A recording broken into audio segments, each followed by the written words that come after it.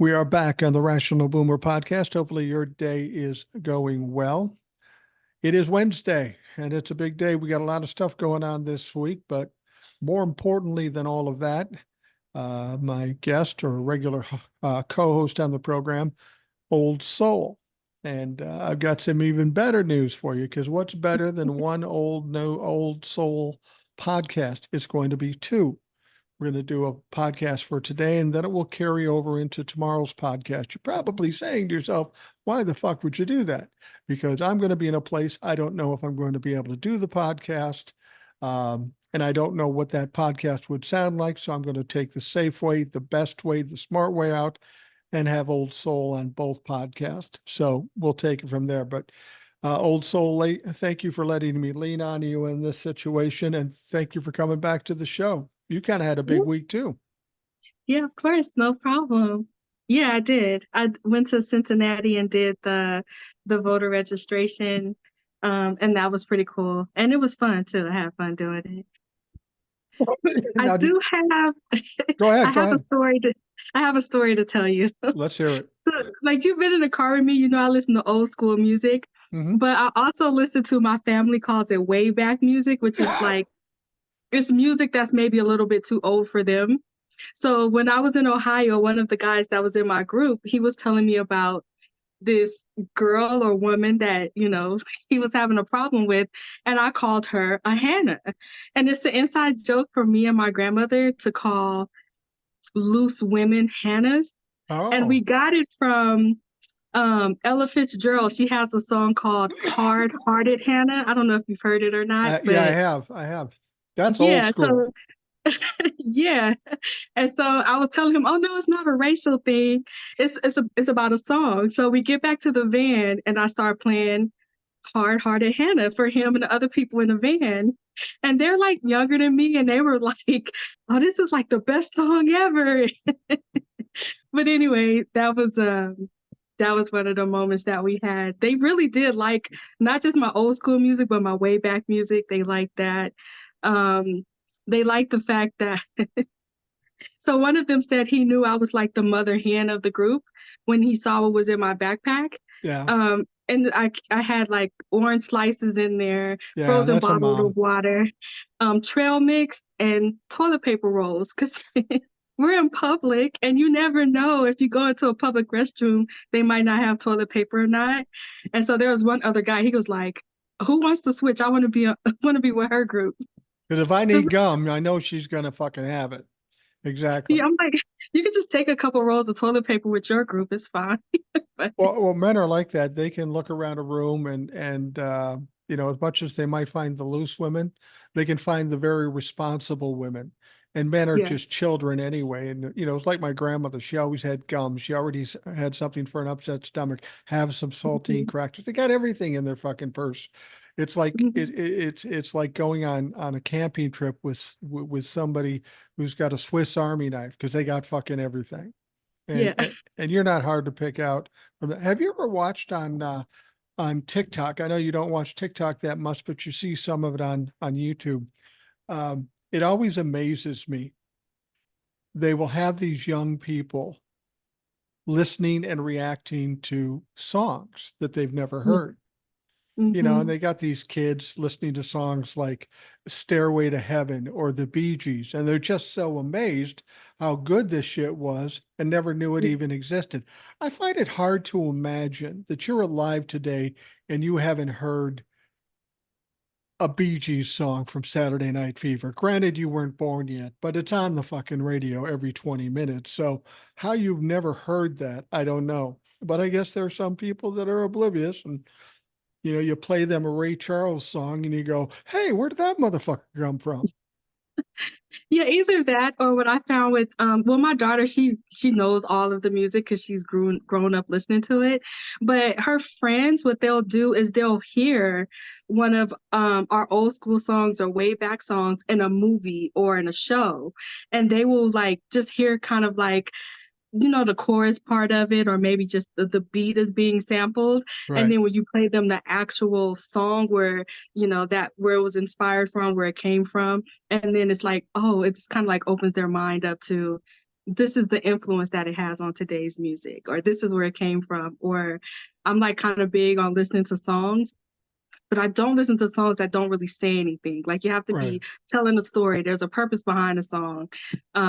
But they can see where that inspiration comes from. Even with their favorite artists, you will hear a song from Doja Cat who's sampling music from Rick James or somebody, and you're Yeah. like, you're not, they don't really know where it came from. But yeah, I introduced them to some stuff.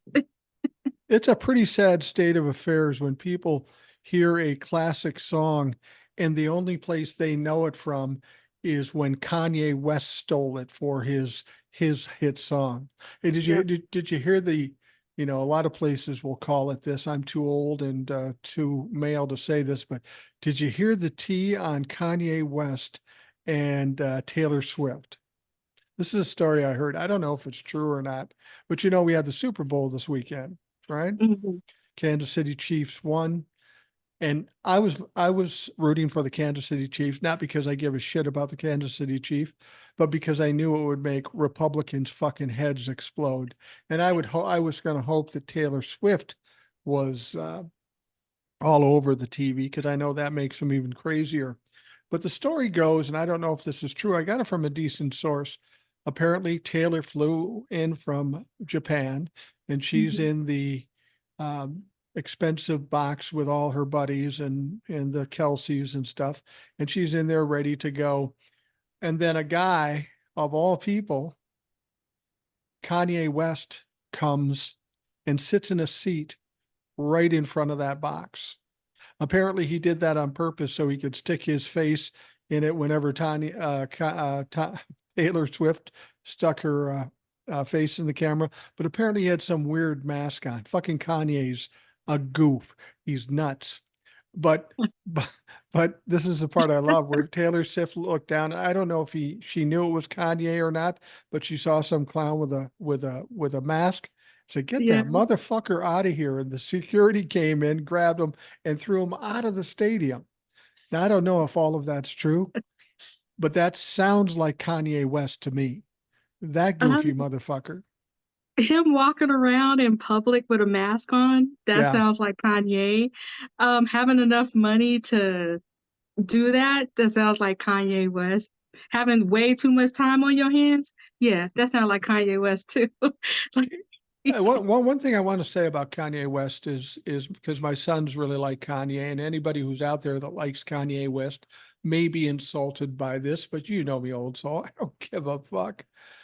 I want to understand how somebody like Kanye West, who samples classic and well-known songs from other people, can be regarded a genius.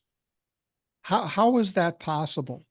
I'll do all kinds of songs with classic musicians, and I'll be a genius too. I mean, I'm not saying he doesn't have talent and he comes up with catchy songs that he does, but Mhm. come with it from the ground up, and then I'll be fucking impressed.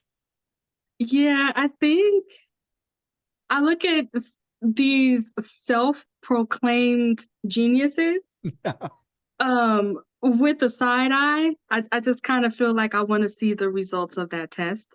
I want to see his genius test just as bad as I want to see Donald Trump's cognitive test. Like, let me see the results, please. I think that, proclaiming yourself as a genius does not mean that you're a genius. It means that you're just saying that. There's only three people I know of that are famous that proclaim themselves a genius. And when I tell you those names, you'll know exactly why this sounds so fucking nuts. First of all, first and foremost, the king of stable geniuses, Donald Trump. Kanye West has been constantly telling us he's a genius. But the third one, Corey Feldman, that poor bastard does a tour and he thinks he's awesome. People are crowding the place just to laugh at the motherfucker, and he thinks he's a genius. So that says a lot about people deciding whether or not they're fucking geniuses. Yeah, and you know what was wrong with that sentence? You just used Donald Trump, stable, and genius all in the same sentence. Yeah. Well, They that's don't go because, together. and the only reason I said that is because he said that. One time they were talking about him being crazy. So he says, I'm a stable genius. Oh yeah, Donnie, you're fucking stable, all right. You're definitely not stable. I just want to go back to we talked about it last time you were on the show, and you said you were going to Ohio. Somebody on YouTube, I can't remember his name. You can give us that. Specifically asked you to come out with the effort to get the vote out and that sort of stuff. Remind us who that was and what the reason was for and what you went out there for. Well, his channel is Pondering Politics, and his name is Josiah, but I don't know if he uses his name on the channel like that, but that's the name of his channel. There's another guy that was there. His name is Adam. Can't think of the name of his channel. But his channel is basically going around interviewing people at Trump rallies, similar to what Luke Beasley does, but he does it full time. That's his whole channel. And he's not doing it in a condescending way. He's doing it to have a conversation. And you would be surprised that there are people that have conversations with him that seem reasonable, which is interesting to see that he has that kind of gift to talk to people. But yeah, so we went there for people who are eligible to vote, but for whatever reason, they're not voting. They're not registered, whatever. So we went there and had a 2-day event where we were registering people, talking to people. I got to talk to a bunch of different women. I did learn that in Ohio for this election, they could flip their state Supreme Court there. So that was really big, letting women know that this is on the ballot. So when it comes to your rights, just as big or as important as the presidency is, your local election is huge. One thing I did learn, there's no political way to say it, but people kept saying that I know like white people history. And I thought history was just like history. Right. So when I would talk to women, and then another thing I learned is not to refer people to read books. Just, give them some names or whatever, and then just say, hey, you can Google that. You could look that up. And people would actually do it. I actually had a couple of people like pull out their phone when I was talking to them and literally look it up. Yeah, because there's a lot of women who didn't believe that white women were the biggest beneficiaries of affirmative action. And when I tell them that and they don't believe it, I'm like, oh, you can look it up. So when they think that I'm wrong and they're right, oh, they'll pull them phones out in a minute and look it up, and it's right there. So that was surprising. A lot of them, when I would say that the women who came before them that gave up so much to make sure that they have these rights, don't let their sacrifices be in vain or for nothing. They've already taken away affirmative action, which you didn't even know you had because they didn't want you to know you had that. They've taken away your ability to, allow your child to read certain books. They've taken away your family planning. They've taken away, as far as like your options for your careers, it's like so much that you've already given them, don't give them anymore. And so when I was educating them on women, they just really, they didn't seem to know, which is so weird to me that they didn't know. What seems weird to me about this scenario, if that was me and I was talking to those women or men in a similar context, the first thing they would say, I don't want to hear that bullshit from some old man, some old white man. I don't want to fucking hear that. And they'd get adversarial with me. Not necessarily in fighting or anything. They just kind of blow me off and go, fuck you. Now you pose a different situation here. You're old soul. It's hard to just push you aside because you may disagree with old soul, but you can't help but like her. How was it you were able to engage these people about things they don't want to hear? Because people like me and other people out in the podcast attempt to try to talk to Trump humpers, and it's just impossible. It's not worth the effort. But of course, old soul goes out there and talks to Trump humpers, and it works for her. Tell us how you do that. You don't talk to the extreme ones. You just kind of talk to the normal ones. There are and some. Then you will know that they are extreme where they will ask you a question and when you answer it, they just walk off. Yeah. Or if you ask them a question, like a common question is Trump has done so much for this country. And you say, oh, okay, yeah, like what?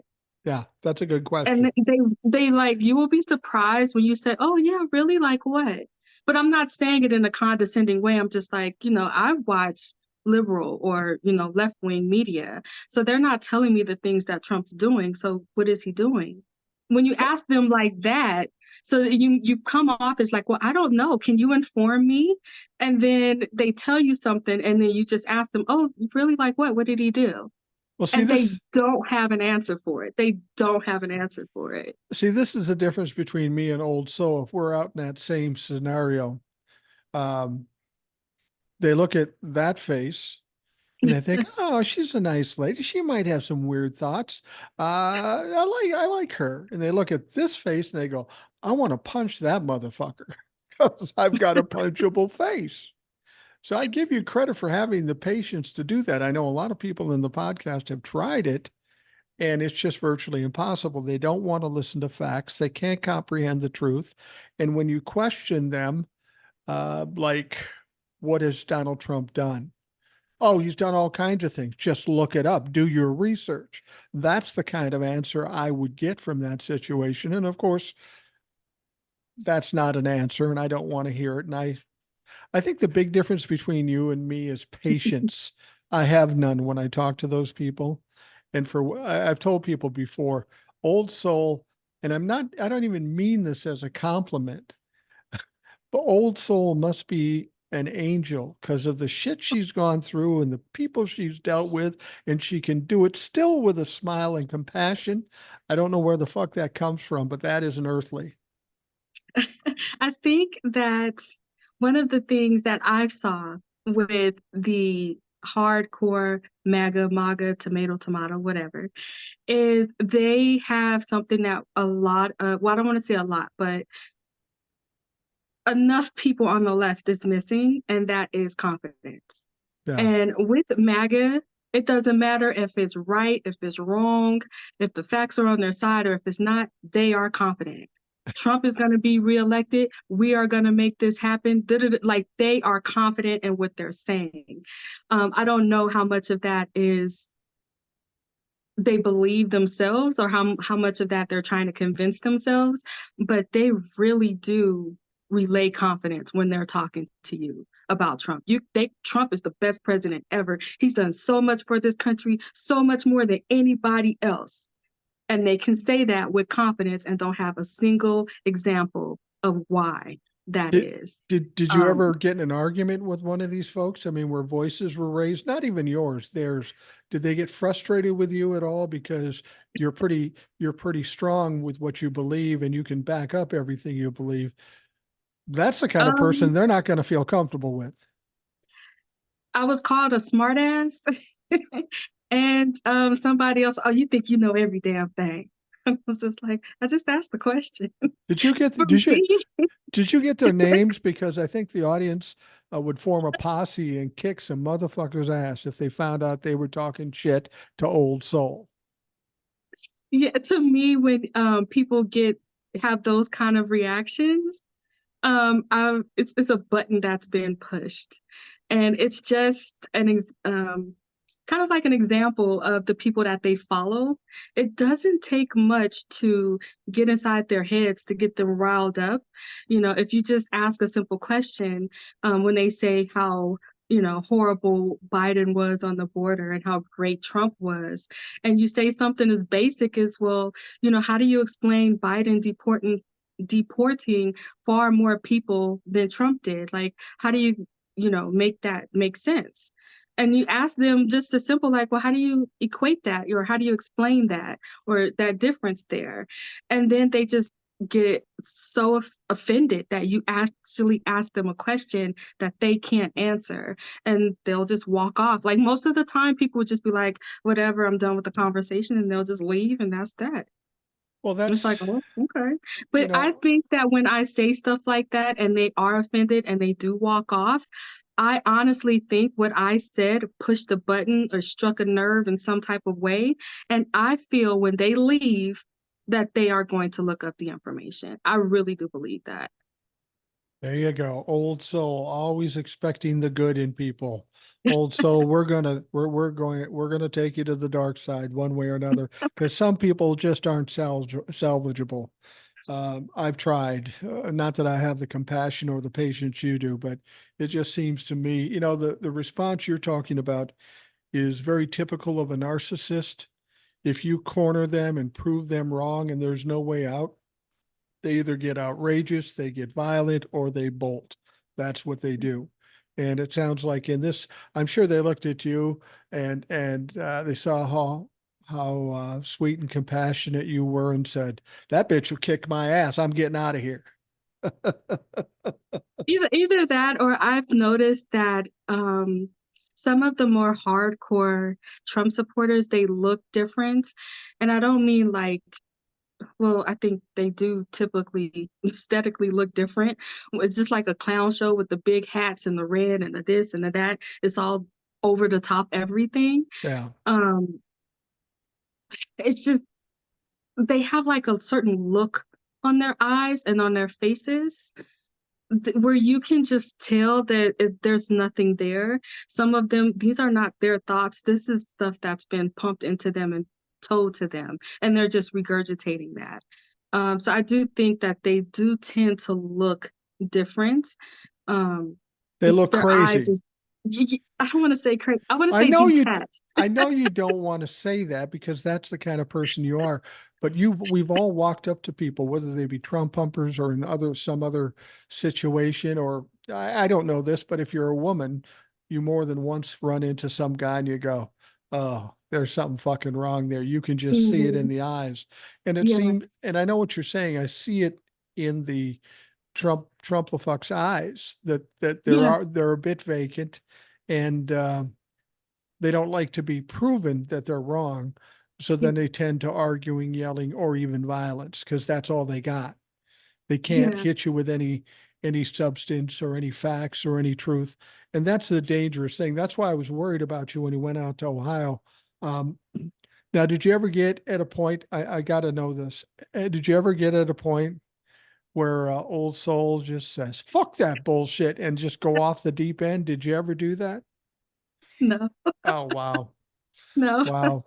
I think that the detachment in some of the people is a little bit I don't want to say disturbing. It's pretty sad. It will make you more appreciative just for your faculties, having your faculties, being able to think for yourself, and then also, being fortunate enough to be in control of your own decisions and your own mind. And then also, I'm just grateful that I'm not evil. You, you know, it's the worst part of doing a show with you, old soul, is that every day I get up and I try to think to myself, you're a good person. You're trying to do the right thing. And then when I talk to you, I realize what a good person really looks like. And I realize I'm not even fucking close. I'm not nice all the time. When are you not nice? What is it that sets you off? What's the one thing that triggers old soul where she loses her shit? Disrespectful children. I don't play that. But Nope. disrespectful adults you're going to deal with. Well, I think that if you tolerate disrespectful children, they will grow up to be disrespectful adults. And so you have to nip that in the bud when you can. I have a niece and a nephew who will tell you about me taking them to the airport at 11 o'clock at night. You're not going to disrespect me in my house. You got to go home. um, and they're, you see, I'm short, but I have a niece that's like 5'8" and a nephew that's like 6'2". Um, But yeah, my nephew was just got into it with my brother and he brought them here. And it was crazy because it was like a Christmas holiday and they lived in Germany at that time and he was here. They were so disrespectful that he brought them here to calm them down and they were still talking trash. After I stopped and got them food and donuts and everything, you're going to be disrespectful? Don't unpack. You think that you don't need your father, you don't need to be here dealing with this crap? Don't. Let's go home. One thing my wife has always said that she was so impressed by, she taught in elementary school in North Minneapolis, which is mostly a Black community there. And she said the thing that she was most admired about Black families is how everybody, didn't matter if you're the biggest, meanest thug to the littlest kid, they all revered their mothers or maternal leader or figure. I mean, Hmm. you could have a woman that's 5'1" and 100 or 100 pounds soaking wet, and you could have this big thug, and she would talk his shit down and make him sit in a corner and do anything. And she stood and respected that whole thing. Um, but I think it's more than that, because I had a teacher when I was in sixth grade. She was about 5 foot, 87 pounds, a white lady. But it was just a presence she commanded. You did not Yeah. fuck with this lady. You don't know why you don't fuck with this lady, but you don't do it. And I think some people have that presence. I think you probably have that presence, that people see that you're not violent or crazy or anything like that. But if you go too far, there might be a fucking problem. Yeah. Yep. Just yeah, I think that there's a time and a place for everything. And then also I do feel that if you overreact all the time at any little thing, that when it's a genuine reaction of being flabbergasted about something, that people will just, they're so immune to it, Yeah. like, oh, she's so dramatic. She always acts like that. It's no big deal. But for me, especially like if I swear or I raise my voice, it is so rare that I do it that people really do take that seriously. Like, oh, she really must be angry. She Yeah. really must be whatever. If I was like that all the time, it wouldn't have the same impact that it does when I do get like that. And it's taken very seriously. So your daughter, And it who's should be. your daughter's very independent, very smart in her own right. She's an adult. She's 24 years old. Um, and mothers and daughters can be a little contentious at time. Hmm. Um, I have a feeling she knows when that line's been drawn, and she pulls back no matter how independent and how strong she is. She knows Yeah. how far she can go with you. Yeah. I don't even have to say anything to her. If I look at her, she's like, oops, I'm sorry, my bad. And she'll just leave. I don't have to say anything. It's just like one look. And she's like, okay, I'm good, and she'll leave me alone. And she'll like, we have this thing where we like write each other notes if we're having a disagreement. And she'll just like write a note, and I'll get up in the morning. There's a note on my pillow, on the door, taped to the door or something. Where she'll just like, hey, are you cool now? Whatever. She'll draw a little picture, and we'll just do it like that. That's fucking adorable, and that sounds like a TV show. Is it? If when I was arguing with my sons and we had um, uh, a little note trading thing like that, Yeah. it might be a couple of words like "fuck you," "no, fuck you," "no, fuck you," and so I appreciate the fact that you're ready to give in, or at least be softer about the situation. Now, I know you just got back a little bit ago because Yeah. you stayed a day earlier in Ohio. Yes, I stayed a day later, so we got back. It was super, super late last night. And then I just slept late. I don't like, I'm responsible. I love my job. They love me. I do my job well. But as long as my points are cool and I have the time, I don't mind calling in. You're going to take some me time. And Yeah. I know how hard it is to leave the tropic climes of Ohio. Had to be beautiful this time of year, especially with that nor'easter heading out there yesterday. Um, by the way, this show is going to air on the 14th, so let me be the first to say Happy Valentine's Day. Thank you. Happy Eh, Valentine's Day to you and the missus and the whole boomer community. If you don't have nobody to share it with, that's cool. Share with yourself. You the coolest person you know anyway. It That's don't abso- matter. that's absolutely right. And later on, when your significant other says Happy Valentine's Day to you, you can say, Yeah, Rational Boomer already did that. So you're a little late. This one's going to cost you. Uh, but since you just gotten back, uh, do you have another client yet in terms of that's the dryer. I'm in my condo and we finally got the washer to work. Anyway, do you have another client yet? I'm assuming you don't as yet. No, not yet. But I'm pretty sure that I will. I know that you had Eric on not too long ago, and Right. he did mention the travel bans and different things that's going on in Texas. And I really do feel that a lot of this is laying dormant in some states. Okay. And I really do feel that they is confident. Like I'm telling you, these people are confident.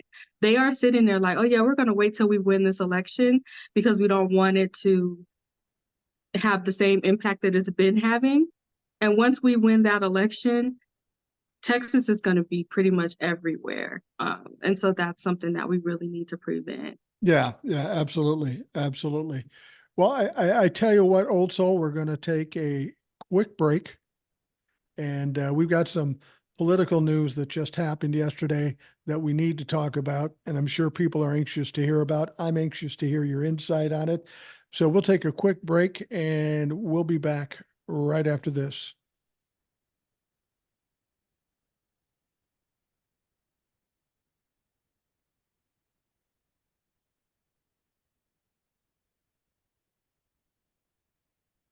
We're back on the Rational Boomer podcast. Old Soul is with us today. Old Soul made a junket out to Ohio to help people register to vote in Ohio, a noble job. Um, and and I appreciate the fact that here's a young woman who isn't on social media at all, but people recognize her talents, her abilities, her persuasiveness enough to invite her to come out and help them with the registration of voters in a state she doesn't even live in. She's from Las Vegas. She's from Nevada. Um, and did you feel like the reception there was good? Did some people know kind of where you come from here, or were you just another face in the crowd? No, I really was another face in the crowd. And I had to just tell them, I think for me, and I'm used to it, when you tell people you were born and raised in Las Vegas, you get all kind of questions. Um, but that, and then just, interacting with people, you can really get to know people very quickly when you're together for like 10 hours a day. But yeah, it's always a great conversation piece saying I'm from Las Vegas, break that ice and just like, hey, and then my name too, just saying, hi, I'm old. They're looking like, what? Well, and that's what I said to you too when we first met, and you were going to be on the show, and I go, yeah, I know, I know your handle's Old Soul. What do I really call Yeah. you? She goes, well, I do have a name, but that's what they call me, Old Soul. I go, they call you Old Soul. Hmm. And it's true, and it's an appropriate name given now that we know you. But you mentioned something before we started this segment about putting yourself out there, which is interesting for you to say. You have a lot to offer when you put yourself out there, but you're a woman who isn't on social media. You Hmm. wrote a couple of emails and some comments on the Rational Boomer stuff, and I said, hey, we got to get her on the show. And I was glad that you accepted it. And then when you came on and you did what you did, I go, this woman has a lot to say and she has a lot of impact on a lot of people. Everybody who sees her loves her. So did you have a problem or a concern to put yourself out there? And now that you have, what have you found?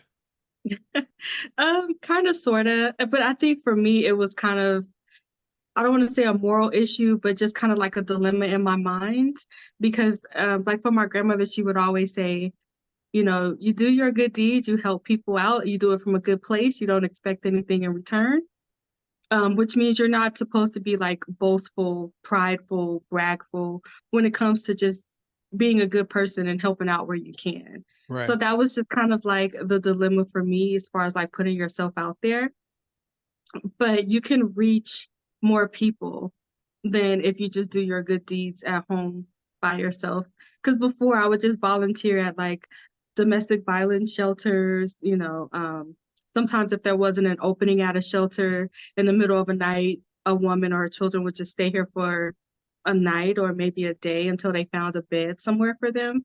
But it wasn't anything to where I would just tell or talk to anybody. Like my family and friends knew about it. Right. But it wasn't something that I just openly talked to people about.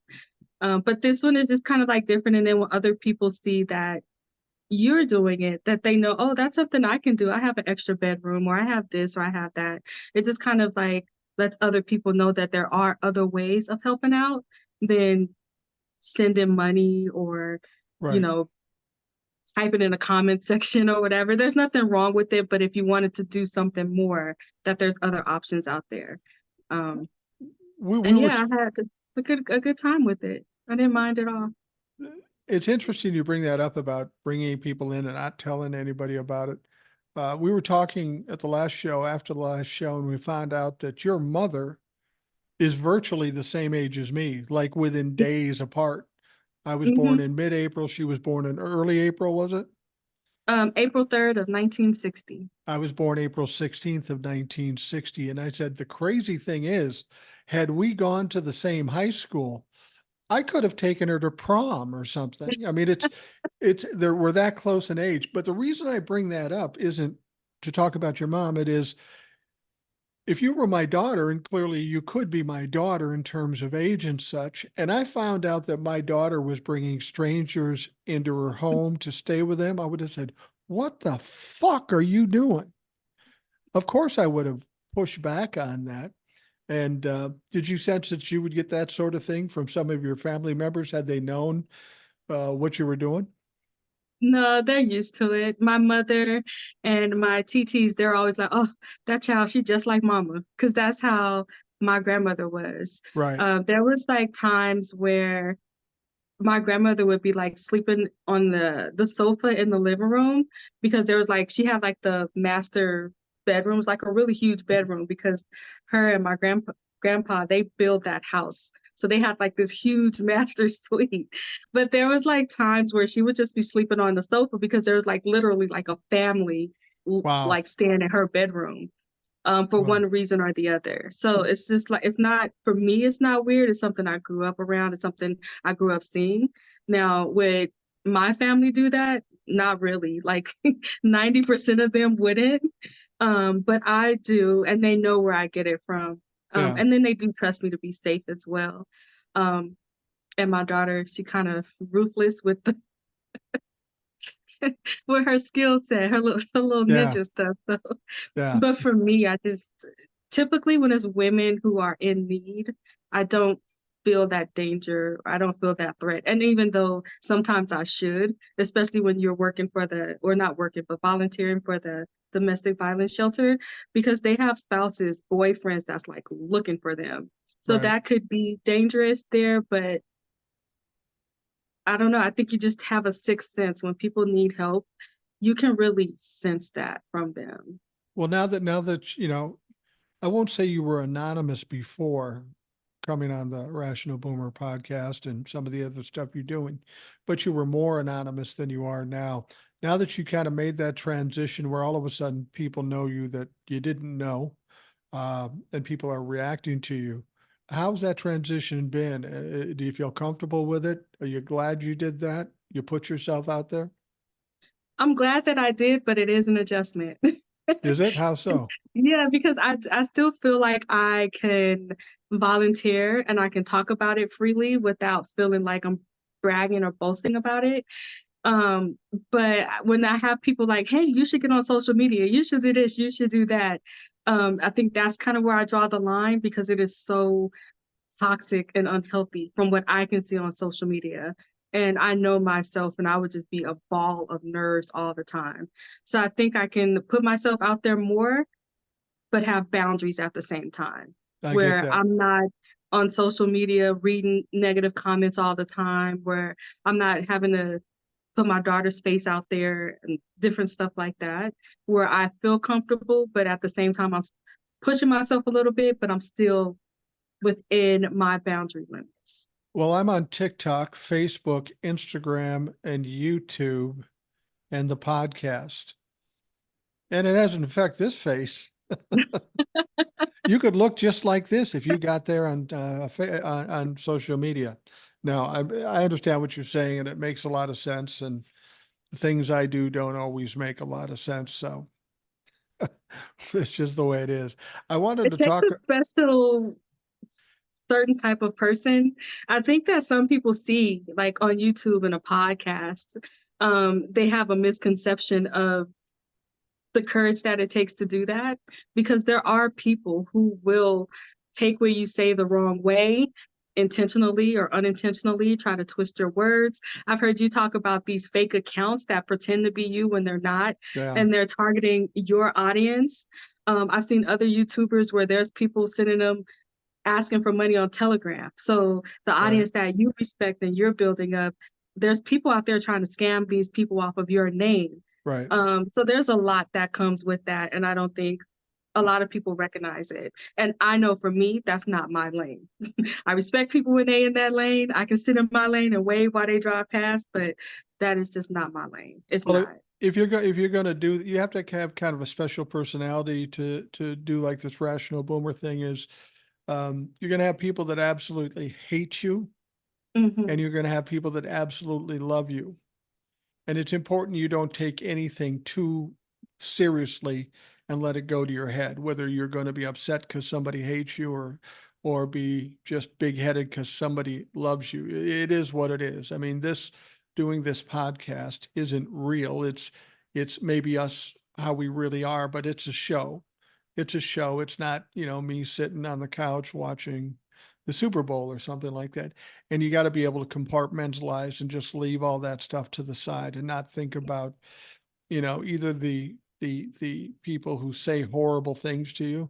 I mean, part of it is I just don't really give a fuck. So people can say all the bad things. And it comes from being in radio for all those years. I've already been through that stuff, and I don't Yeah. take it to heart at all. And it makes life a little easier. Now, you old soul, you're more of a sensitive soul. Some people might say I'm insensitive, but that's an important thing to have in this situation. It's hard to imagine that there would be somebody out there that doesn't like old soul. But let's be honest, you're a woman, you're black, and you're liberal. So you have all the things that those white motherfuckers don't like. Yeah. So you have to be careful. Yeah, yeah. And I think there is a certain, and then you gotta think about it too, like you go in public and you meet people who actually like your show. And I think a lot of them are cowards. If they did see you in public, they wouldn't say anything. Probably. But you really do open yourself up to everybody who watches. Um, for me, that's a little bit too much. I just rather help where I can, um, in my own private little way. But at the same time, if there's other people interested, I don't mind talking about that. Yeah, and people should know that rational boomer doesn't even really exist. This is the earliest form of AI there ever was. I'm just a made up hologram that spews shit. You're a That's how psyop too? I'm a psyop too. Me and George Soros, um, um, we bowl together a lot. I don't know if people know that. I love when they say, "Oh, he's just a paid liberal talking head." I wish I could get in on some of that money. Trust me, if George Soros says, "Hey, Mike, you want $1 million?" Go, I'm fucking in. I'll take it. You sure he hasn't? Did you check your bank account today? I haven't checked it today, but I probably would have been notified. Let's talk about some of the things that are going on. We have the Supreme Court, and of course, Donald Trump claims he has absolute immunity, which is absolutely ridiculous. It went to the appellate court. It took a little longer to get them to respond to it, but they finally did. And they said, no, Donnie, you don't have absolute immunity. And I think part of the reason why it took so long with the appellate court is they were trying to make it bulletproof. They were trying to cover every angle. So the Supreme Court couldn't find any little wormhole to get in there and mess this stuff up. Right. So as soon as the appellate court says, nah, you don't have immunity and you only have 6 days to appeal to the Supreme Court. So of course, on the last minute of the last day, Donald Trump does what Donald Trump does, and he appeals to the Supreme Court. But what I think a lot of people don't understand, he really hasn't appealed to the appeals court yet. What he's done is asked for a stay, a Yeah, stoppage of the investigation, because that's what Donald Trump's all about, delaying it as much as he can. He's still trying to put together an appeal, and whether he takes it to the Supreme Court or there's another full appellate court that he could take it to, he's going to go any way he can to try to delay things. The yeah. question is the Supreme Court going to say, yeah, we'll put a stay on it, or no, we're not going to put a stay on it? I know you had some definite opinions about the Supreme Court and you thought they'd let him stay on the ballot, and that's conceivable. What do you think about this situation? This has kind of gotten down to a different angle than we thought at first. I think it just depends on where they are in their Donald Trump process. Yeah, And then what I mean by that is it's never, ever, ever going to be enough for Donald Trump. right. And I think that he's going to keep pushing and pushing and pushing until it gets to a point where they're like, you know what, we just gonna have to do something different here. I don't know if they are at that point yet or not, but what I think could sway them is Donald Trump, like the 14th Amendment.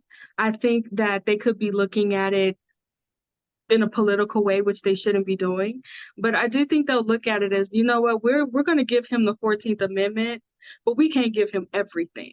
So for public opinion, we have to say no to the little things, to the small things. Right. And I think that they could look at this as something small that they could say no to without the backlash, because no one is expecting them really to go along with that. So I think that could be a reason that they say we're not going to grant a stay here. Well, That's what I'm thinking, but no, I think we'll you're see. right. I think you're right. And the thing about it is that Donald Trump put the Supreme Court in a bad position because Mm-hmm. he came out and said, well, I put all those guys on the Supreme Court. They kind of owe me. I expect them to side with me. And I think one of the reasons they'll react fairly quickly to this ask for a stay is because they're a little tied up with the 14th Amendment and there's some other case too, and I don't recall, it has to do with the January 6th people that are in jail, and it might have some impact on Donald Trump. So they've got plenty to worry about at this point. This one's a gimme. It's easy because what Yeah, he's asking is so frivolous and so ridiculous. Not even right. Supreme Court justices could come up with an angle to make this work. It just won't work. They're going to turn it down ultimately when it comes to an appeal. But the question is the stay, and that's going to be a big thing. That's probably the biggest thing to Donald Trump. He knows he's going to lose, but the Mm-hmm. stay is really the prize here for him. The longer he can delay the inevitable, the better off it is for him. And if the Supreme Court comes back and says, no, we're not going to put this on a stay, the appellate court did a pretty good job, that's when Donald Trump is going to fucking lose it. When they start telling him, no, you can't push the goalposts back anymore, that's when he's going to lose his shit. Yeah, I think with Trump, he has a book called The Art of the Deal, but he Right. really needs to learn the art of the hookup, because the thing about having a hookup is it's not public knowledge, you Right. know? So like I used to know someone who worked at Walmart, and the people would put certain items in trash cans and she would just scan the trash can, right? Right. So your hookup is you got everything in the trash can. But you don't go around and you telling everybody, hey, there's a cashier at Walmart that'll do that for you. That's kind of what he's doing to the Supreme Court. Like, hey, this is my hookup over here. And he broadcasting it to the whole world. Well, the thing about it is when you tell everybody that you have that hookup, then people pay attention to that person. It puts them on the spotlight. It puts pressure on them. You know what I mean? So now LP or loss prevention is like watching this one cashier because they got word that she hooking people up. So Donald Trump could not keep his mouth closed about the Supreme Court. So where I'm from, we're looking at it as like, why is he messing up his hookup? Like, why is he drawing attention to the Supreme Court? This makes no sense why he's doing that. And it's just like he put his hookup on Front Street, which makes absolutely no sense. So it puts them in a position to where they can't hook him up anymore. He messed up his own hookup. It's so weird. It's so weird that he does it. He continues to do it. And I'm like, what is up with this dude? But, you know. When I listen to some of the people who write letters or write emails like Garage Door Jeff or whoever, they're always intrigued by those little sayings that you say that your grandmother said or that you heard from somebody. And I'm sitting there listening to you and I'm looking at my white face on this and you're saying something like, you're putting your hookup on Front Street. Like, I know what the fuck that means. You're That's talking to an old basically, white guy now. everybody is not supposed to know about the hookup. It's supposed to be an inside secret, right? Okay. Just telling everybody about the people that's hooking them up. And so Well, it puts them in a position to where they can't do it. did you hear that um there is a old white woman, or maybe not an old white woman, a white woman from Moms of Liberty Oh God. who got caught in the hookup, as it were, not scanning certain things. This follower of Jesus, this holier than thou person, got caught shoplifting from Target. So it's and and they're the first ones that would complain about people of color stealing from Target as they're stealing from fucking Target. It's just I thought they're amazing still to in me. one of those Stanley Stanley cups that Cups. everybody going crazy about. I don't understand what that is. When they first said Stanley Cup, I was thinking NHL hockey because the trophy at the end of the year is the Stanley Cup, but they're talking Stanley brand thermal cups or something. I saw one. What's the big fucking deal? I have this one right here. Right? It's pretty big. I drink of water all day, and it still has ice in it. Like it keeps my water cold for like 36 hours. And I caught it on sale for $20. And that for me, it was like, I'm paying $20 for a thermal cup. Like, ugh. But it was worth it. But I couldn't do any more than that. I'm not fighting anybody at Target over it. I'm not standing in line, sitting outside. I'm not doing any of that for a No. cup. I paid 16 cents for that hookup, and that's about the extent of what I'm going to do. Um, now, so we have the Supreme Court, and they're going to decide whether Donald Trump has total immunity. Actually, they're going to find out if he has the stay. But even if they do give him the stay in this, um, I think all of this is going to happen pretty quick because it's so frivolous, so ridiculous. But I can't help but get these letters or these emails from people that every time something doesn't go exactly the way they hope it goes, they start losing their shit. Oh no, it's Armageddon. Oh no, he's getting away with it. Um, I had one emailer was kind of admonishing me because I wasn't as upset about some of the things he was, as far as we've got to get all the cases in and it's got to go before the election because then Donald Trump will get away with it. And I just have a problem with that fatalistic attitude.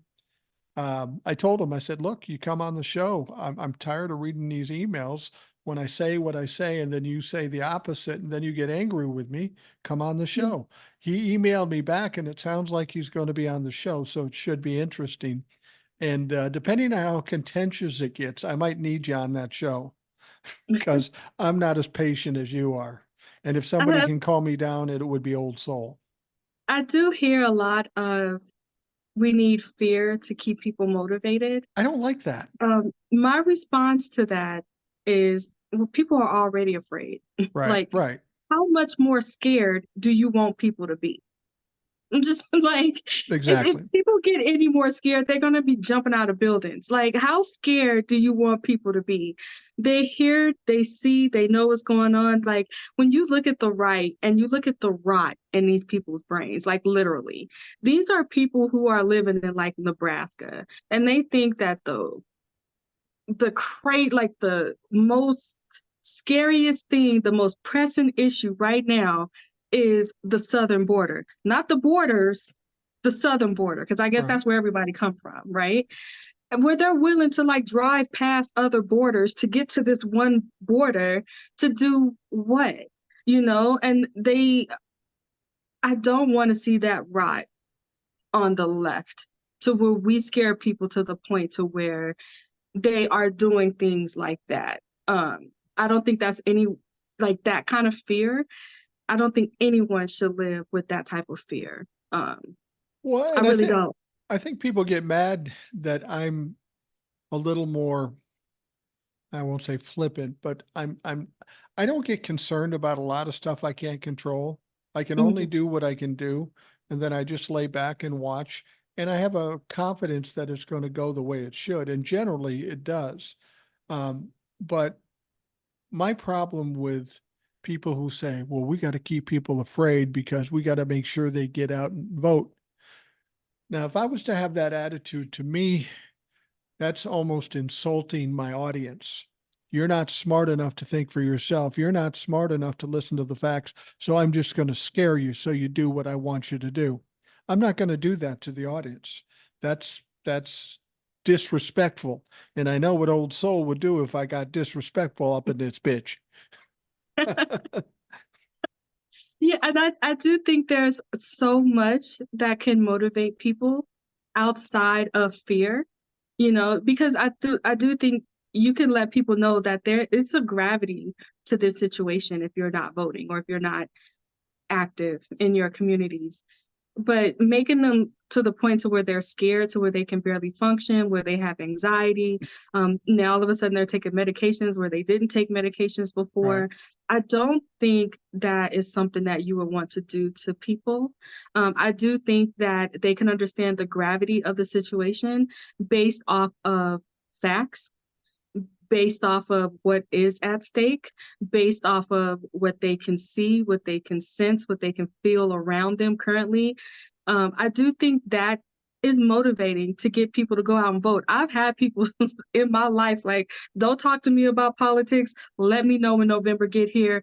I already know who I'm voting for. Like, right. Trump is crazy. I'm not even going to put myself through the motions until November. Just wait till November get here. I'm going to cast my vote and hopefully we can get to where we need to be. I don't think that's good either because you still have to talk about it for the people who don't know.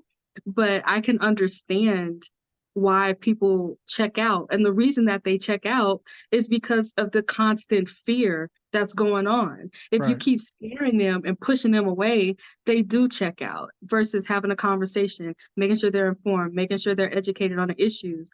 But scaring them, it really could push them to a point where they just disengage. They're like, I can't deal with this every day, all day. It's not healthy. No, it's not healthy. And the thing about it is that if you're talking about motivating a voting bloc to get out and vote, nothing is more motivating than overturning Roe v. Wade. I've said this Yep. before.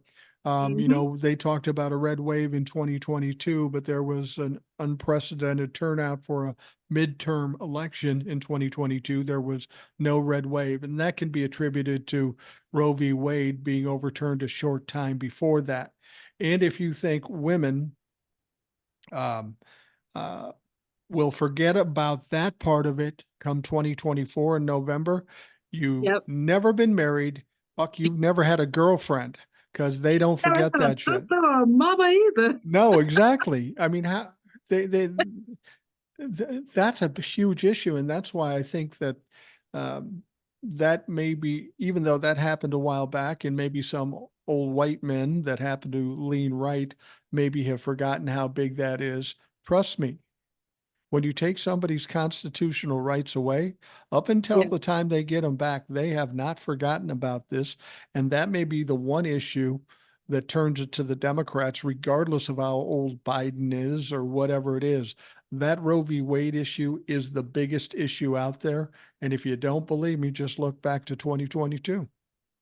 Yeah, and different things motivate different people in different ways. I know within my community, there are people who vote for Biden because they know there's kind of like this hierarchy, and we know where we're at on that hierarchy. You know, you target women, you target immigrants. We know, like, you keep picking off people, we're going to be next. So we're voting because we don't want to be targeted. That's coming down on us. So we can see you go after women, the LGBTQ community, you go after immigrants. Like, it's kind of like they pick and choose these communities that they go after, and we don't want to be next. I do think that there's a lack of that knowing where you're at among some of like poor whites, because they really do feel they're higher than they are. And you just want to grab them and tell them, like, no, we kind of in the same situation over here.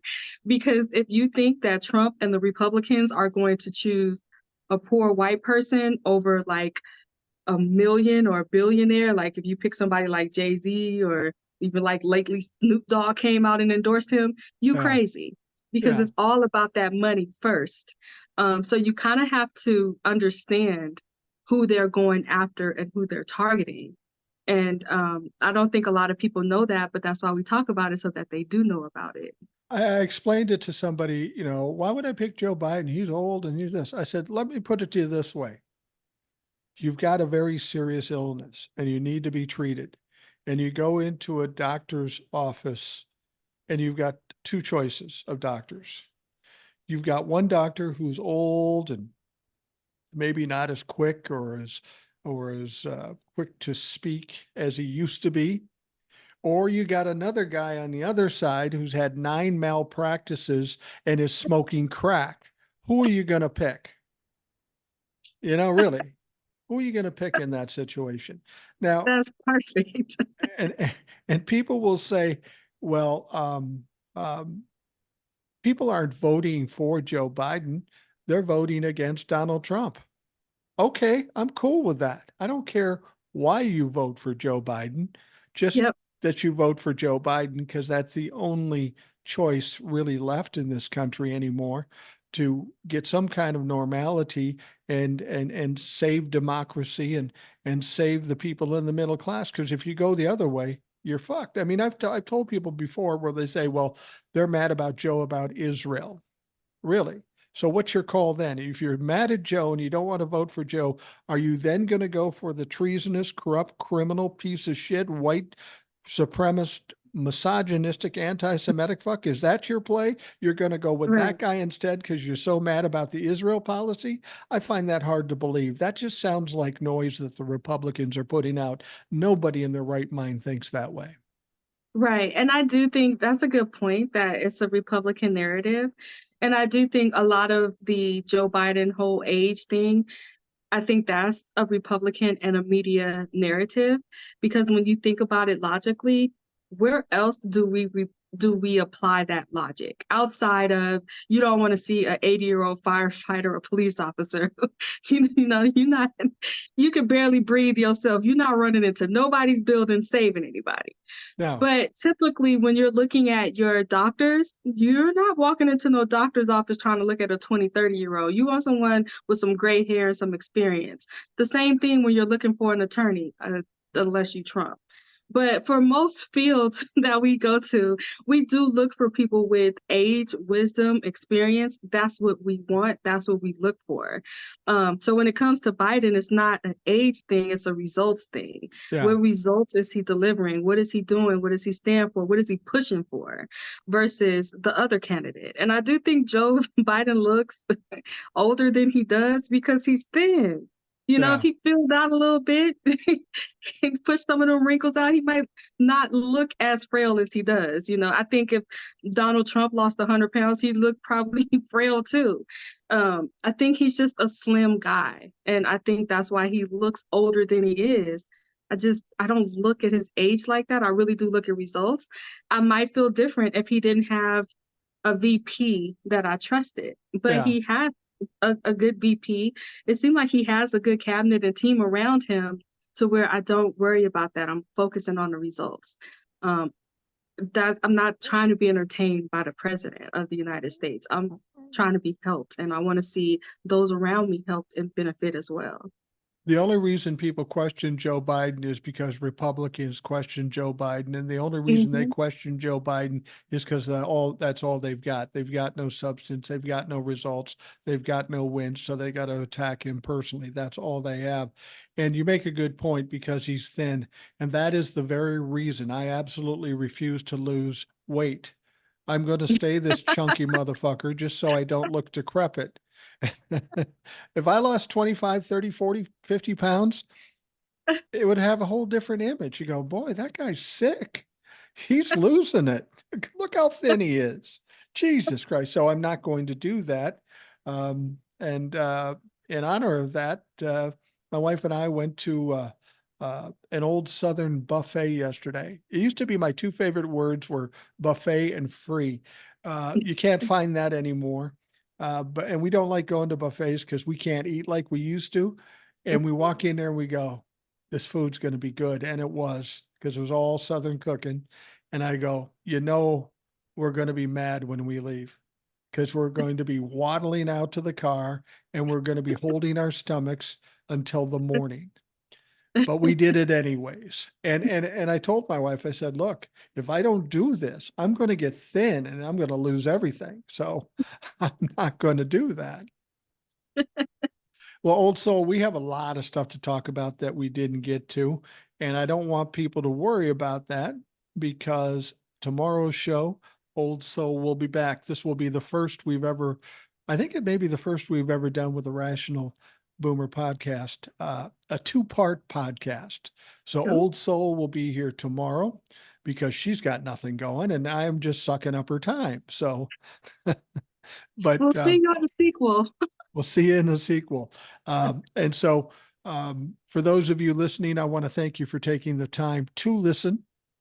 I hope you have a great day. And Old Soul and I will talk to you again tomorrow.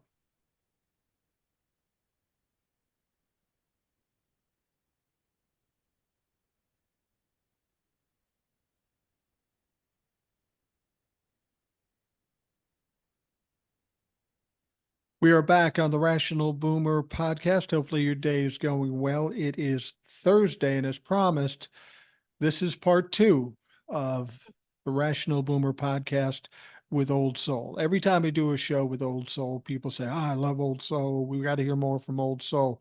Okay, we got 2 days straight. And I tried to pigeonhole Old Soul into doing this with me. And I've said this before because while you're listening to this, I'm on the road. Actually, yesterday's show, I was on the road to St. Augustine, Florida, where we're going to stay overnight and then drive to Orlando to come back home. And when I get to St. Augustine, I don't know what the situation is going to be, whether I'm going to have a place to record this or not. And I thought, well, if I got Old Soul, she and I can suck up 2 hours, no problem. There's plenty to talk about. And I was thanking Old Soul for sitting for this and staying put. And she told me that she's a bit infirm today. She's got the old rheumatiz flaring up in the knee. Is that right? You're a young woman. It's surprising that you're already having trouble with the legs.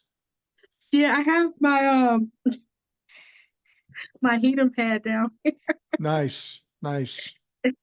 Yeah, it's swole up. Like it's swole. And I was like, I didn't do anything. Like I was fine. I went to sleep. I woke up, my knee was swollen.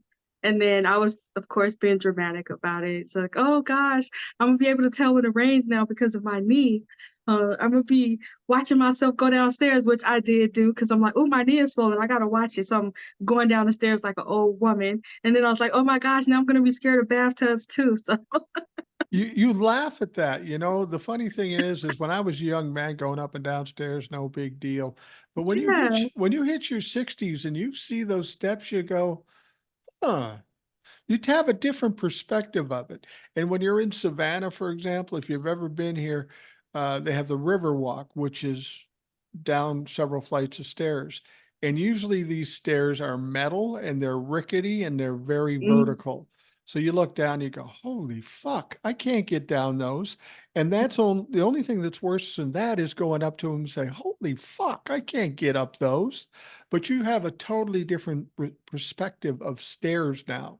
You know, Yeah. I'm the one thing I've noticed as I've gotten older, my balance is way worse. I could run downstairs, run upstairs when I was younger. I don't have that kind of confidence anymore. Because, you know, if you're 22 years old and you fall down and you go, ha, I fell down, wipe yourself off. Yeah. But the times I've fallen down, I have to stop and go, I'm 60, 63. Did I just fuck myself up beyond possible repair? Fortunately, that's not been the case, but you have a totally different perspective when you get to be in your 60s. Your mom will tell you she knows this shit. I have a different perspective now because you do just go up and down the stairs. It's not a big deal. But like my knee, I literally feel like if I fall, am I gonna hurt it worse? Even when I went to get in the shower, I'm like holding on to the wall and like stepping into the shower, and I never did that before. So it's like, oh gosh, Yeah, yeah. what's Mother Nature gonna take next? It goes fast. It goes fast. So as much as we enjoy having Old Soul on the program, I'm thankful for the fact that she ain't going nowhere. She can't even fucking move. So we just do another show and she's stuck doing it. Now we've talked about a lot of stuff yesterday, and I want to talk about some of the news at hand that happened late Tuesday night. Um, First of all, last week the House Republicans attempted to impeach Alejandro Mayorkas, who's the secretary of the Department of Homeland Security. Yeah. And for whatever reason, Mike Johnson apparently has trouble with counting his fingers and toes because he missed it and they lost. And one of the things they blamed it on was that Steve Scalise wasn't there. Never mind, there were 3 or 4 Republicans said, fuck that, I don't want any part of this. So they vowed to redo the vote, which they did on Tuesday night. They somehow dragged Steve Scalise out of cancer treatments so they could get his vote. What a wonderful group of folks. Get a cancer patient out of treatment so he can vote, so they can impeach a guy for not committing any impeachable offenses. That's the problem. Yeah. He hasn't committed. It's just about a show. It's performative with them. But that's what they did Tuesday night. 213 to 214, the House Republicans squeaked out an impeachment of Alejandro Mayorkas. I'm sure you were pretty excited about that.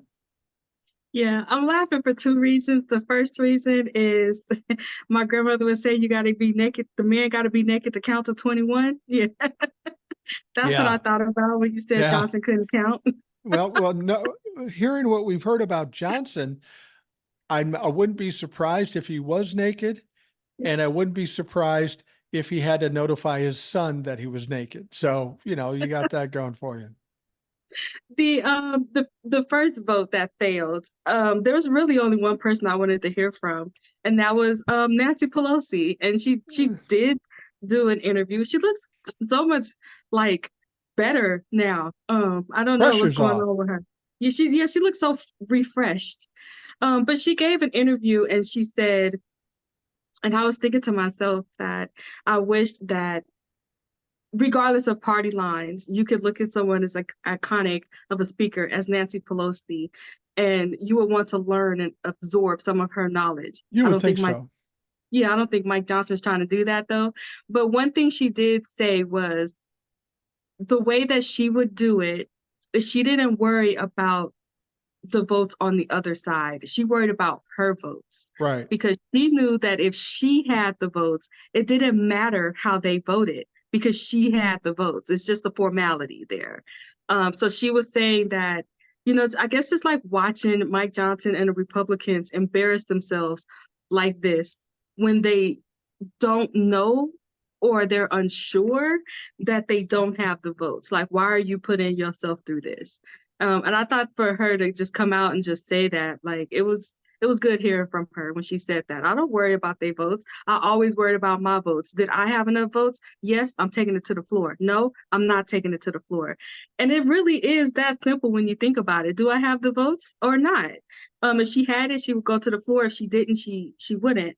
And she didn't allow a lot of I don't know, like meandering in between Right, where, okay, I got the votes, let's get to the floor. She's right. not going to be like, well, let's just wait until after a 4 or 5 day weekend when people can make phone calls and do all of this stuff. And then I think with Nancy Pelosi, from what it seemed like, is a lot of her tally votes was like behind closed doors, one-on-one with people. And I think part of what's getting Mike Johnson stuck is he's trying to be diplomatic with a group of people that don't believe in democracy. So Yeah. he's having meetings with them as a group, and it's not going well. When you probably would need to take individual groups and talk to those groups separate versus trying to put everybody in together and try to figure it out. That's not going to work when they flew over the cuckoo's nest a long time ago. Right. Well, I think the big difference between a Mike Johnson, a Kevin McCarthy, and a Nancy Pelosi, in order to be a good Speaker of the House, you have to Hmm. have the respect and control Yes. over your own party. You've got to Hmm. be able to unify them, pull them together. And it's not always easy for Nancy Pelosi because you had the moderate Democrats and you have the progressive Democrats, and they don't always agree. But still, she was somehow able to pull them together when she needed them to do what she needed them to do. Mike Johnson doesn't have the skills of Nancy Pelosi, and he has a divided party. They're so Yeah, but far apart, you can't bring them together. it doesn't seem like it should be that difficult because you have the crazy eight and then you have everybody else. So everyone else needs to make 8 people irrelevant.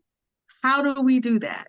And you can say, okay, we're going to work with the Democrats, get this, and this done.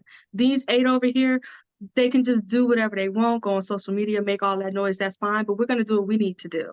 But the fact that he can't even do that says just how incompetent he is, and he does not need to be in that position. At the same time, he's so ineffective. I'm glad that he's the Republican that's in that position. I really am, because he's just so Absolutely. ineffective. And with them impeaching Mayorkas, first of all, I don't know if you read the articles of impeachment that Marjorie Taylor Greene drew up on him, and this is what pisses me off about that heifer, is she interchangeably uses the words impeachment and deportation. Right. So in that article of impeachment, she's talking about deporting him versus impeaching him. And it just pissed me off that she's doing that.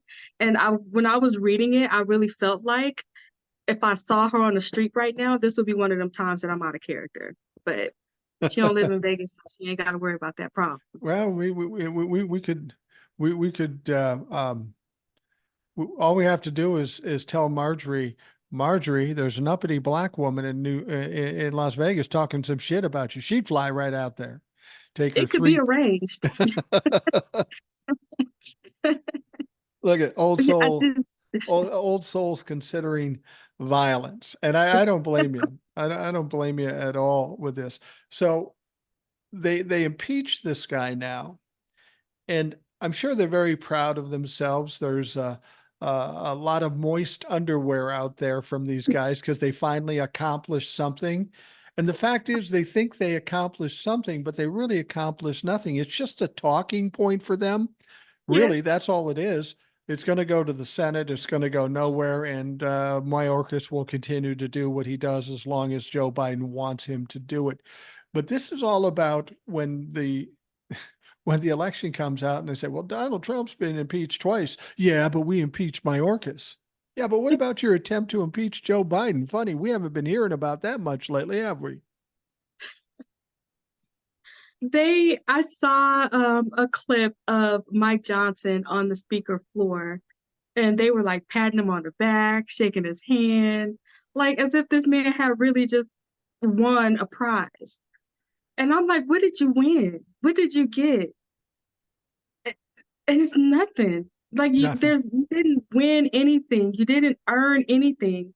I know the reason that they are excited, and a lot of people are just saying, like, why are they so happy? They are excited because what they want to do is they want to stop any progress being done on the border. Right. So what they need to do is they just need to throw a monkey wrench in that whole thing. And they think by impeaching him, it really does throw a monkey wrench in there when it because at the end of the day, and this it's like you were just telling people like not even a couple of months ago, like literally like a week ago, that there's an invasion at the border. It's so deadly. Your life is in danger. All this fentanyl is getting in at the border. We got to do something about the border, the border, the border, the border. And then you turn around and you tell your supporters, well, now is not the time to do it. You want Wow. Trump in office, don't you? Well, in order for him to be in office, we can't do anything about the border. It reminds me of like when you're talking to a little child, well, you want dessert, don't you? Yeah, well, you have to eat your dinner first and then you can have dessert. That's how they're talking to these people, except for dessert and dinner. They're saying the border and Trump. It's the way they insult these people is insane to me. But the way that people allow themselves to be insulted, I don't get it. I Yeah. don't get it. It's so insulting to we told you this a week ago, Yeah. but we don't care about national security or none of that. Only thing that matters is Trump getting reelected. And we need you to not care about fentanyl deaths. We need you to not care about the most important issue we've been talking about for years.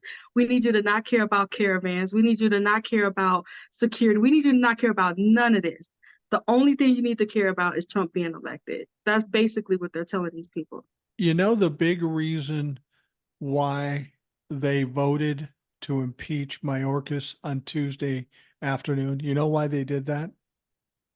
Because, Well, I saw that there was Democrats that were not able to be there because of the weather. yeah, it could And be. then they got, I almost called the man a cripple, but they got someone in the middle of cancer treatments to go and take the vote. And it's just like, if you think about it, if they didn't do it on Tuesday where people were out due to the weather, it still would have failed. Well, But at least there's, they got it done and they can move on to the next made up issue. yeah, yeah, that's it. But there's another reason why they did it when they did it.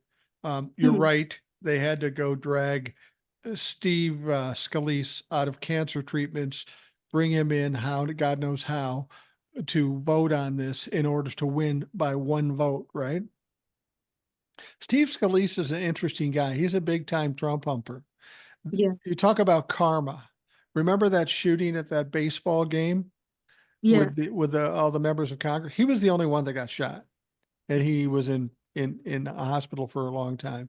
And now he gets this cancer um, diagnosis, and he has to get stem cell to help Yeah, heal this cancer, and but you voted against. he voted Yeah. against it. This motherfucker's feeling karma very hard. But there's another reason why they did it when they did it, because Tuesday night or Tuesday was the special election for George Santos' seat, Oh, yeah. and they knew what was coming. I'll just read this. This is on X, I think it says. I don't know who posted this, but it says, in a massive loss for Trump and MAGA Republicans, Democrat Tom Suozzi defeated Republican Mazi Philippe in the special election in New York '03 to replace George Santos. Yep. So if Democrat Tom Suozzi had been there to vote, had he been elected by that time and been able to vote, the count would have been 214 to 214. It wouldn't have passed. That's how close it came. And the fact is because this Suozzi won, an already thin majority in the House of Representatives just got fucking thinner. And I couldn't be Yeah. more excited about that. I mean, I think after those New Yorkers, even if they had been Republicans, after they had been hoodwinked by George Santos and the Republican Party, because the Republican Party is just as complicit in shoving him down their throats as George Santos is for fooling them. They said, "Fuck it, let's vote Democrat." And I think that's how a lot of people around this country are going to feel. We're tired of the Republicans continually telling us shit and then not doing anything or lying or embarrassing us. But that happened Tuesday night, and they were under the gun. They needed to pull this out, and they couldn't afford to fail again because they were Mhm. embarrassed the first time. That was bad. I think if they'd got embarrassed the second time, that would have been devastating for them. Yeah, I mean, what do you get when, I mean, I don't know what you expect when Marjorie Taylor Greene is the impeachment manager. Yeah. Wow. She shouldn't be the manager at a fast food restaurant, let No, alone in no. Congress. But No, you can't have tartar sauce on that motherfucker. you don't get to have it your way at Burger King. We're gonna do it my motherfucking way, or we'll impeach and deport your ass. I think what we could learn from George Santos, because you could always take something good away from these jacked up situations. What we learned from George Santos is how you handle Republicans.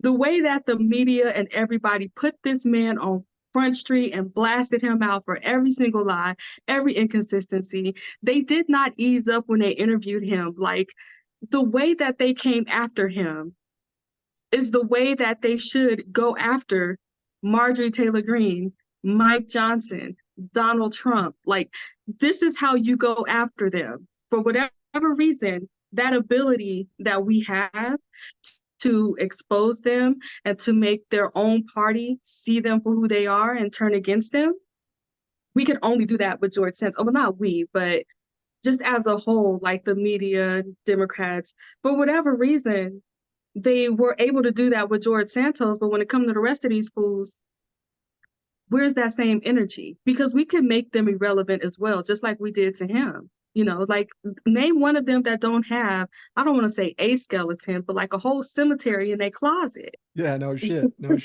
like, shit. we can expose all of that. So it's just kind of like George Santos, he got all of the smoke, but there are some very important districts where we can do the same thing and have the same outcome. But for You, whatever reason, it's just you, not being done. you know, it's interesting and there's a little, well, it's not that surprising when you look at the situation, but generally when Donald Trump endorses somebody, they lose. That's been the trend last few years. Um, but Donald Trump did not endorse the Republican candidate running against Tom Suozzi, and Mhm. that was a woman by the name of uh, I think her name is Mazi Philippe. I don't know. Have you ever seen her on TV? Have you seen Mazi I Philippe? haven't seen that. She's a black woman and she's from Africa, I think. And she's weird because she says she's pro-life, but she believes women have a right to have a choice. So what the fuck does that mean? I mean, she's trying to play both sides of the fucking coin, appeal to the Oh yeah. Republicans, but then keep the women happy. She must think women are stupid. So this woman was a piece of work. I don't think she was one of the crazies that end up coming up against Democrats, like when Donald Trump typically endorses them. But I thought it was funny at first that he didn't endorse this Republican candidate. But when I realized it was a black woman, yeah, now I get it. Now I know And why it's he didn't African endorse her. too. Yeah, an African too. She got all the strikes. You a woman, you black, and you are a foreigner. Oh no, Donald Trump not supposed to endorse you. Yeah, I'd No. rather get a Democrat in there. We don't need no Yeah. black. I got enough trouble with black women. I don't need that shit. He'd rather Um, go to the bathroom on his own than to endorse. yeah, absolutely, absolutely. Um, but so it's going to be interesting. I mean, I've kind of resigned myself to the fact that nothing is going to happen in the House of Representatives other than Hmm. hearings against Hunter Biden and Joe Biden and this Mayorkas impeachment. But there's nothing of Yeah. any real substance going to happen, except this is the one thing where I think I can prove that Republicans will cut off their nose to spite their face. They had a border bill Hmm. that gave them everything they wanted, absolutely everything they wanted. And and attached to that was funding for Ukraine and funding for Israel. Okay. Republicans came up with this. And basically the Democrats said, yeah, that border bill's kind of fucked up, but we'll give you that in order to get Ukraine and Israel covered. And then, of course, when it came down to it, Donald Trump, in his wisdom, said, nah, that'll just give Joe Biden a win. We're going to shut that down. And they shut it down. But then the Senate sitting back is a more deliberative body than the House of Representatives. I mean, the House of Representatives very often is a fucking clown show, but the Senate's a little more serious, and they realized, you know, if we don't give some money to Ukraine, we're kind of fucked with Vladimir Putin, and we need to give some money to Israel. We're an ally of Israel, so we need to get this done. So they shit can the border deal, and now they have a standalone, well, not standalone, but a bill that's just regarding giving money to Ukraine and Israel, which to me seems funny. It's basically saying, okay, here's the bill that gives us what we want, and we're giving in a little bit to the Democrats so they can get the Ukraine-Israel thing. But instead they say, no, fuck that. That'll give Joe Biden the win. And then they come back with the funding of Israel and Ukraine, giving the Democrats exactly what they want and deleting what they wanted. How fucking stupid is that? I'm sorry. Who accused him of being smart? I know. But so it passes the Senate, and now there's all this talk about the House and how Mike Johnson isn't going to bring it to the House floor, because they bring that to the House floor, every Democrat's voting for it. Some Republicans will vote for it. That fucking thing will pass. It Yeah. will definitely pass. So Mike Johnson's being tough. And I think I think we're at the point now of what I suggested before. I said, you know, Mike Johnson's kind of a pussy ass bitch, and he's been played by Joe Biden many times. And the fact that they've thrown away their best possible chance at border strategy, they'll never get that deal again once the Democrats are in control. They threw that out the window. But Mike Johnson is going to have some pressure on him, and he's not the strongest minded guy. I have a feeling that when it gets to the House, maybe it's at the House, somehow they're going to convince Mike Johnson to bring it to the floor and it will pass. I have a feeling that that's what's going to, I had a feeling before. I had no idea. I didn't plan for the Senate to sink themselves. That made no sense. But since they did, now they've got this new one. I'm wondering if Joe Biden and the Democrats aren't finding ways to pressure this motherfucker to bring it to the floor. I hope that's the case, because we really need to address Israel and Ukraine. I don't know if he will or not, honestly, because I don't know if it was C-SPAN or PBS, I'm not sure, but he has a credible threat on his position to where if he brings that bill to the floor, they're putting him up to be ousted, period. They're going to do that anyway, ultimately. Yeah. And I do think that they are dangling that over his head. So as much as God got my back, I got all the faith in the world, I'm not scared of anything, I got God, blah, blah, blah. He's afraid of the crazy eight and that little carrot they dangling over his head. Well, So that's what makes me pause with him a little bit. But if he played it right to where he said, okay, now is the time for us to make them irrelevant, and he brought that bill to the floor, maybe if he did a handshake with the Democrats, like, hey, y'all won't vote to oust me because this is a national security issue, I could see him going that way also, but probably not. I don't know what he's going to do. I do think that I don't know. Maybe he need another accountability partner, because he getting passed around like crazy right now.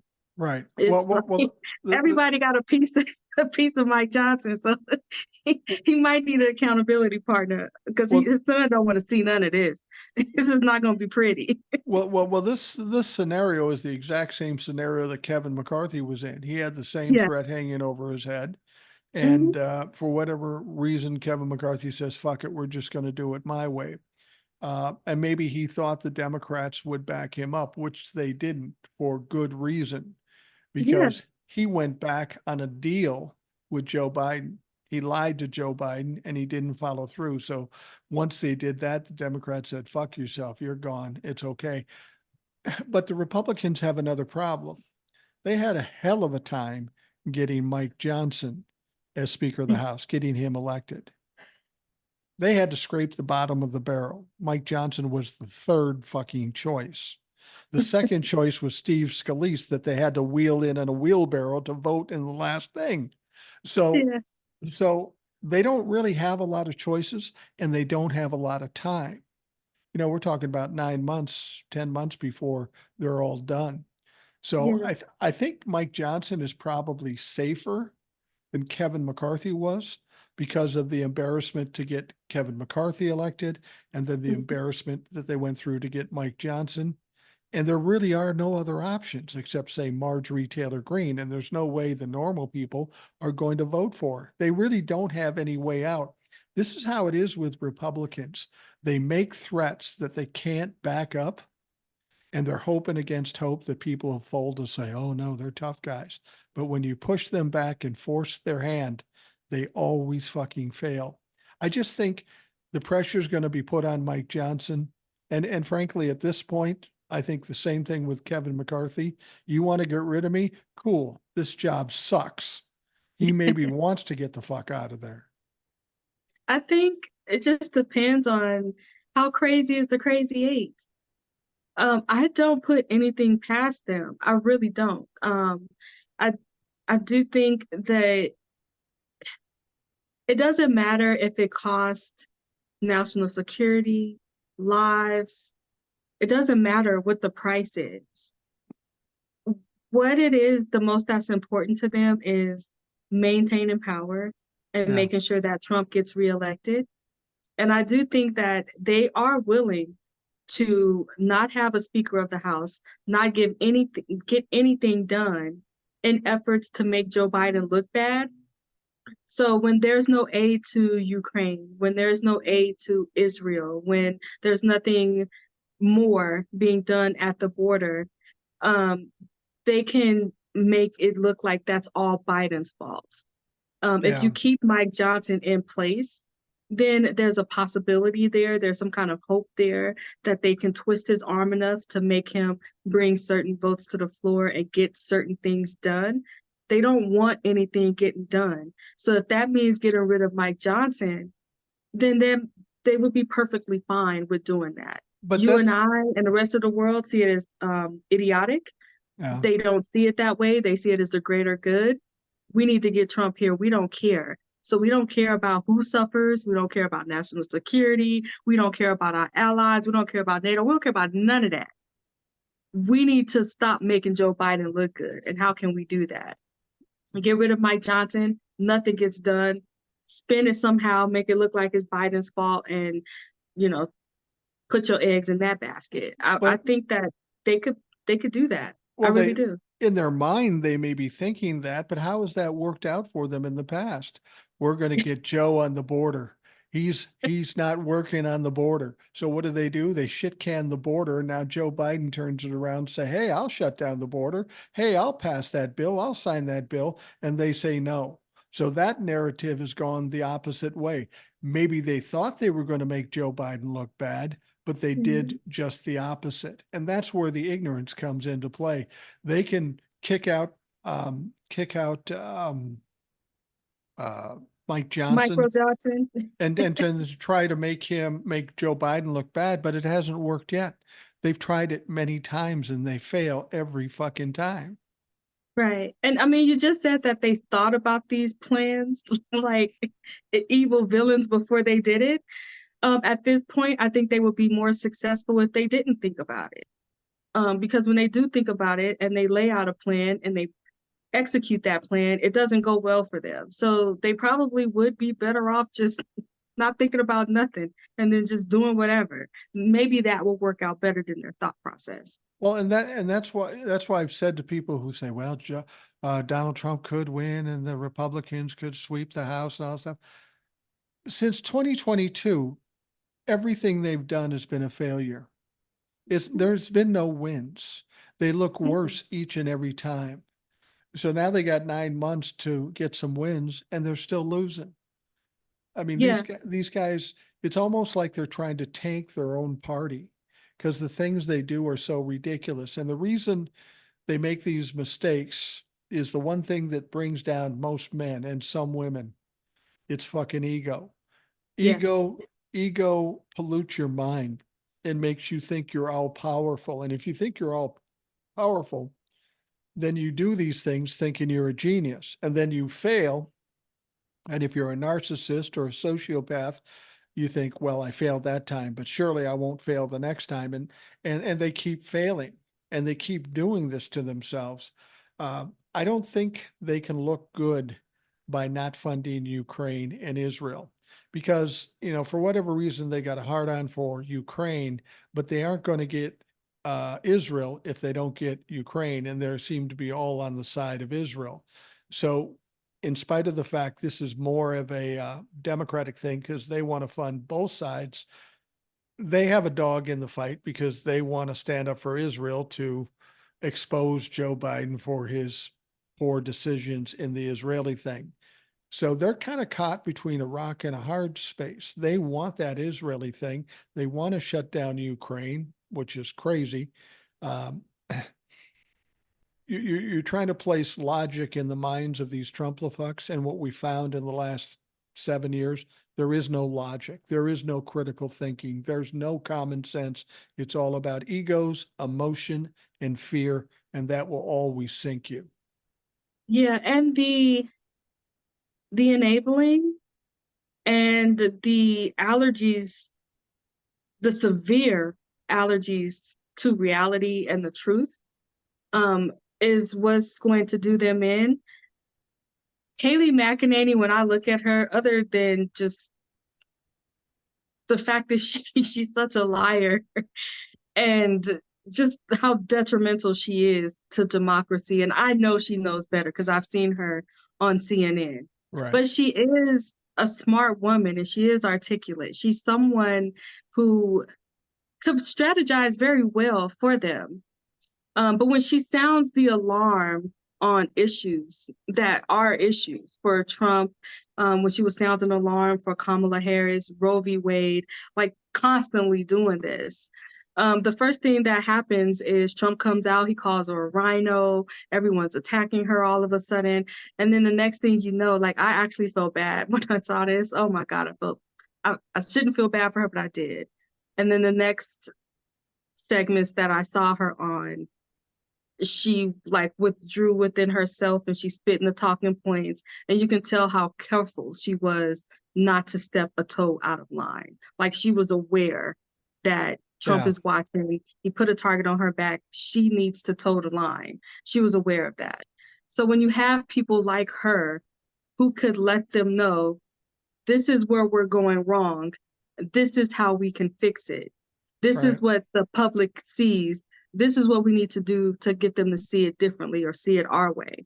They silence people like that, and they enable the buffoonery of Marjorie Taylor Greene and the other cohorts that she has.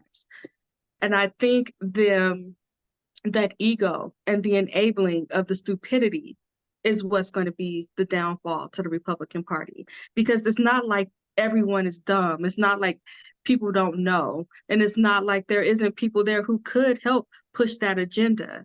But for whatever reason, those people, they're not seen as an asset. They're seen as, I don't know, like they're not seen as the articulate assets that there are. They're seen, I don't know, what, like a threat to them.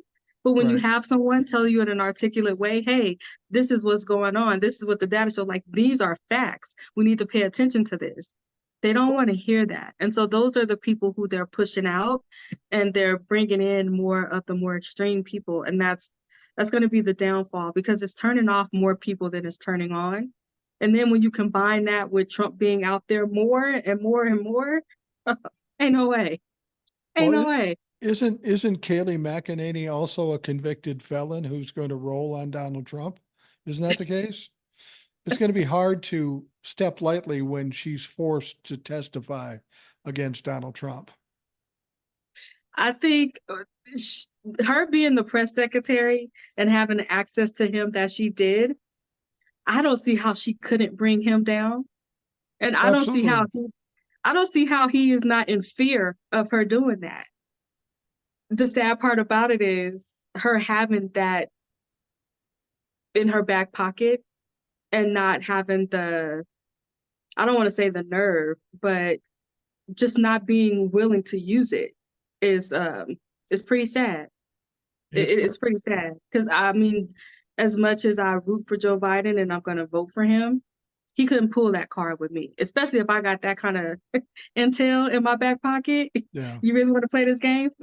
yeah, It is different, and I thought that I really did think out of all of the people in the right wing media, I really did think that she was one of those ones who would get to a certain point to where she wouldn't play those games anymore, and I was sorely mistaken. She fell in line right along with the rest of them, which is it's absolutely. pretty sad to see for a woman in that position to have a platform, but also have her voice silenced. Like, Right. what's the point in having a platform if you silence your voice? Absolutely. That's so sad. Mm-mm. Well, we're going to take a quick break, and I want to talk a little bit about that fear that these people have. What keeps them in line with Donald Trump? It seems amazing to us, but we found out a couple of things recently that make some sense. And I also want to talk about Florida. You and I were talking about Judge Aileen Cannon and that whole mess down there, and I think things are coming to a culmination down there fairly quickly. But we'll take a quick break, and we will be right back.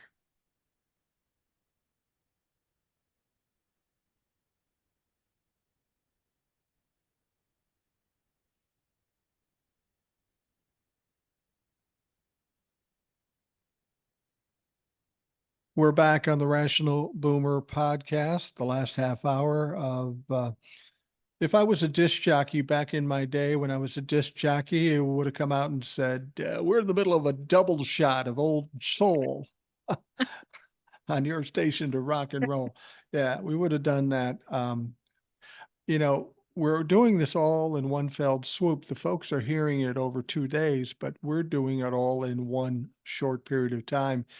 And I don't know if it's me or you feel this too. And maybe you're too young to even remember this, but I'm starting to feel like I'm in the middle of a Jerry Lewis telethon here, Get those calls in, send the money in. We got to save the kids. Let me tell you, I could have easily have been one of Jerry's kids. Okay, I know all about it. Yeah, yeah. It was intriguing I was so enthralled with uh, this is how old I am. When Jerry Lewis's telethon came on, I Mhm. absolutely loved it. It wasn't that I enjoyed all the entertainment because some of it was good, some of it was bad, but I was so intrigued at my age and in that era Yeah. that I could literally get up at any time in the middle of the night and there'd be fucking TV. Because back in my day, you turn it on after midnight and nothing was there. But when Jerry Lewis's telethon was on, I could get up at 2 in the morning and watch it. I didn't do it, but I thought it was so cool that I could if I wanted to. And now, of course, we've got news 24 fucking hours a day, and I can't shut the shit off. So it's a difference in It time, certainly. It is. I can, and it's so like my family say stuff like, "How do you remember that you were so like small?"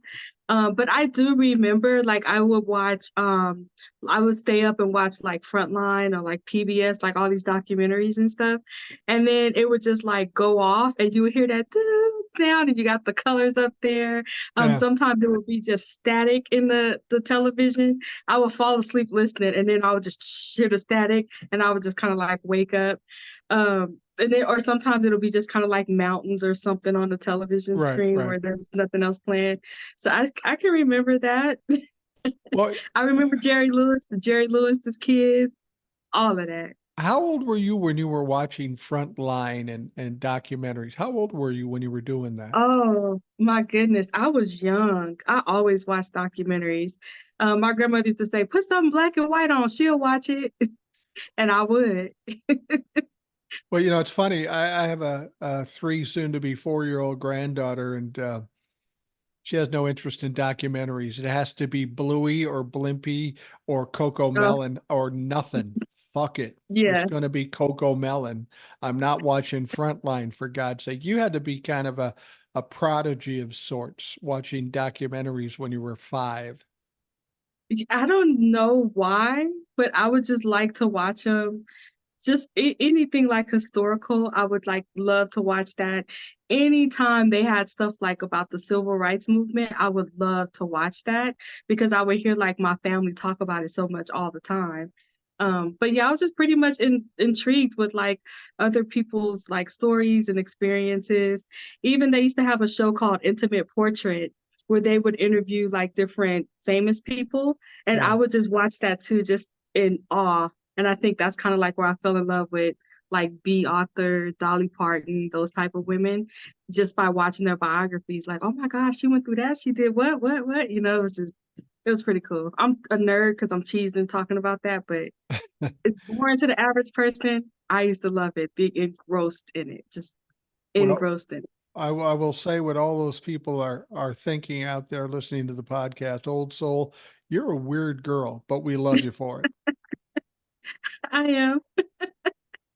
Without a doubt, a nerd. I've always been interested in the historical stuff because I thought it was amazing with pictures or videos that you were Yeah. witnessing a period in time. I've always been intrigued by time travel.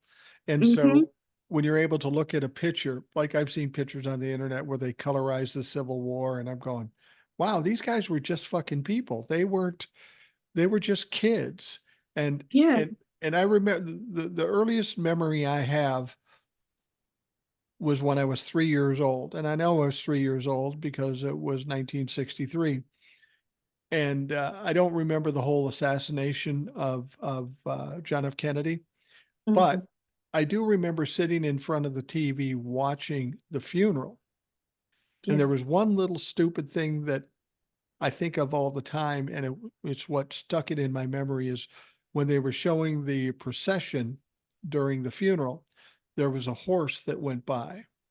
And in that horse, they just had a pair of boots, empty boots on the horse, and they were pointed the wrong way. And I remember being 3 going, that's not right. But it was symbolic of, a fallen warrior and what have you. So while I may not have been as precocious as you were at 4, I was thinking about that shit, and I kind of get it. We we Hmm. we I were would see a picture and like my grandmother, I would look at a picture and she would tell me every little thing that was happening during that picture. really, Like, you know, so and so was taking a picture and so was doing this and that. And so then anytime I would see like a picture of like history of like soldiers and different things, I would be like, what's going on? Like, well, while when that picture was taken, like what was going on with those yeah. people around the time, or who's that person in the picture, that type of stuff. It would just kind of like pique my curiosity, and I wonder if that's why I used to do it because she would always tell me everything, and I don't know if I was just inquisitive, nosy. I don't know what was going on, but it was pretty early that I was into it. Well, I think some kids just have a natural curiosity for things and pick up things early. I remember when I'd be in the car with my son. I like to talk and I like to tell stories.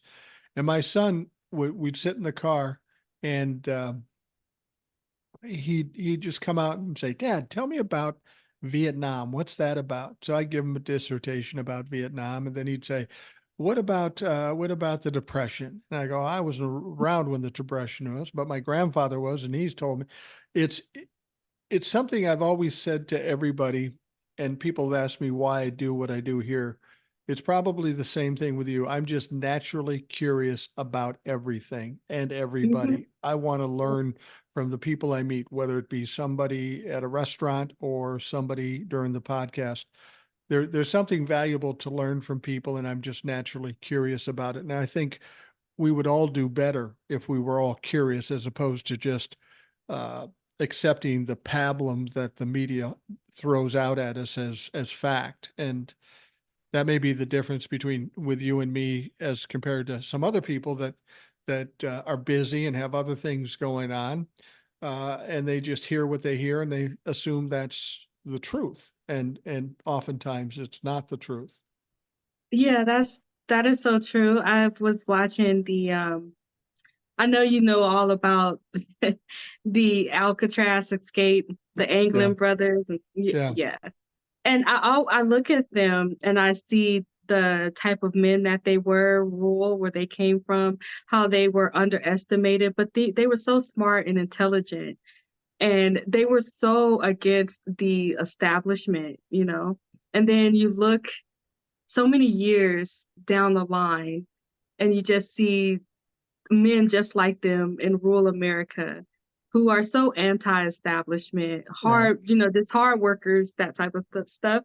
And I just wonder, how did they go from the Anglin brothers to someone like Donald Trump and these billionaires and millionaires that they push for, when everything about their past is the complete opposite of that.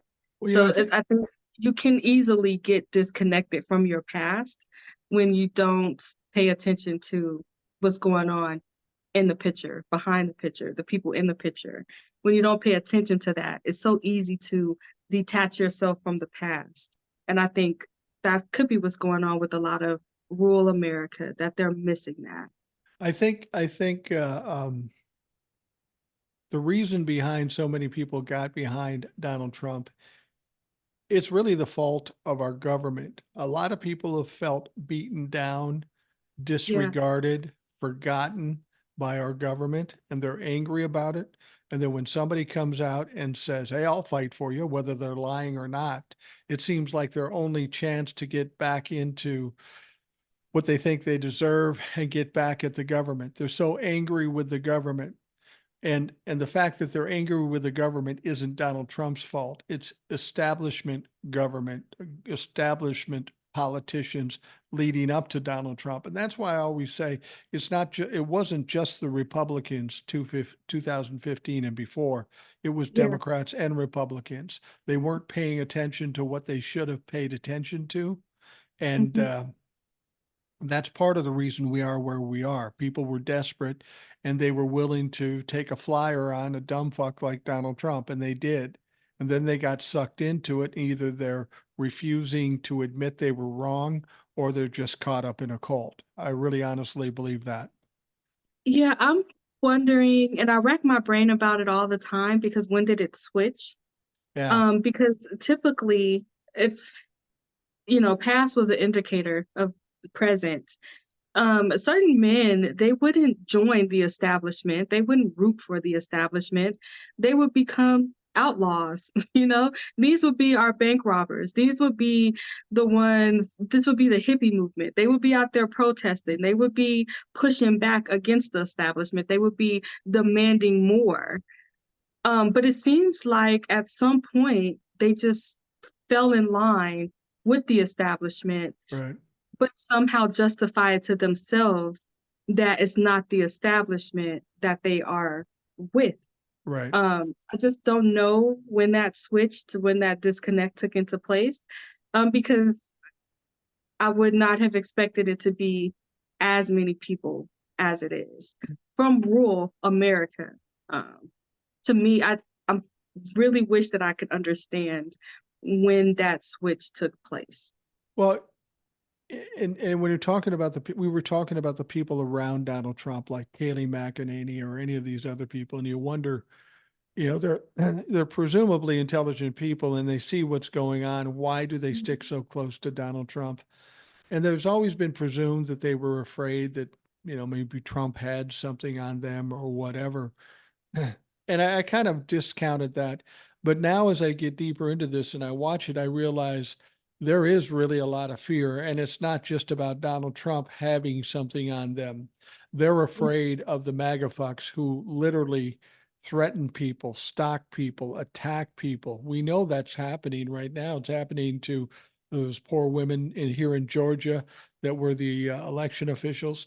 It's happening all the time. We've got Judge Engeron telling the jury, don't give your name to anybody because you could be Oh, in yeah. danger.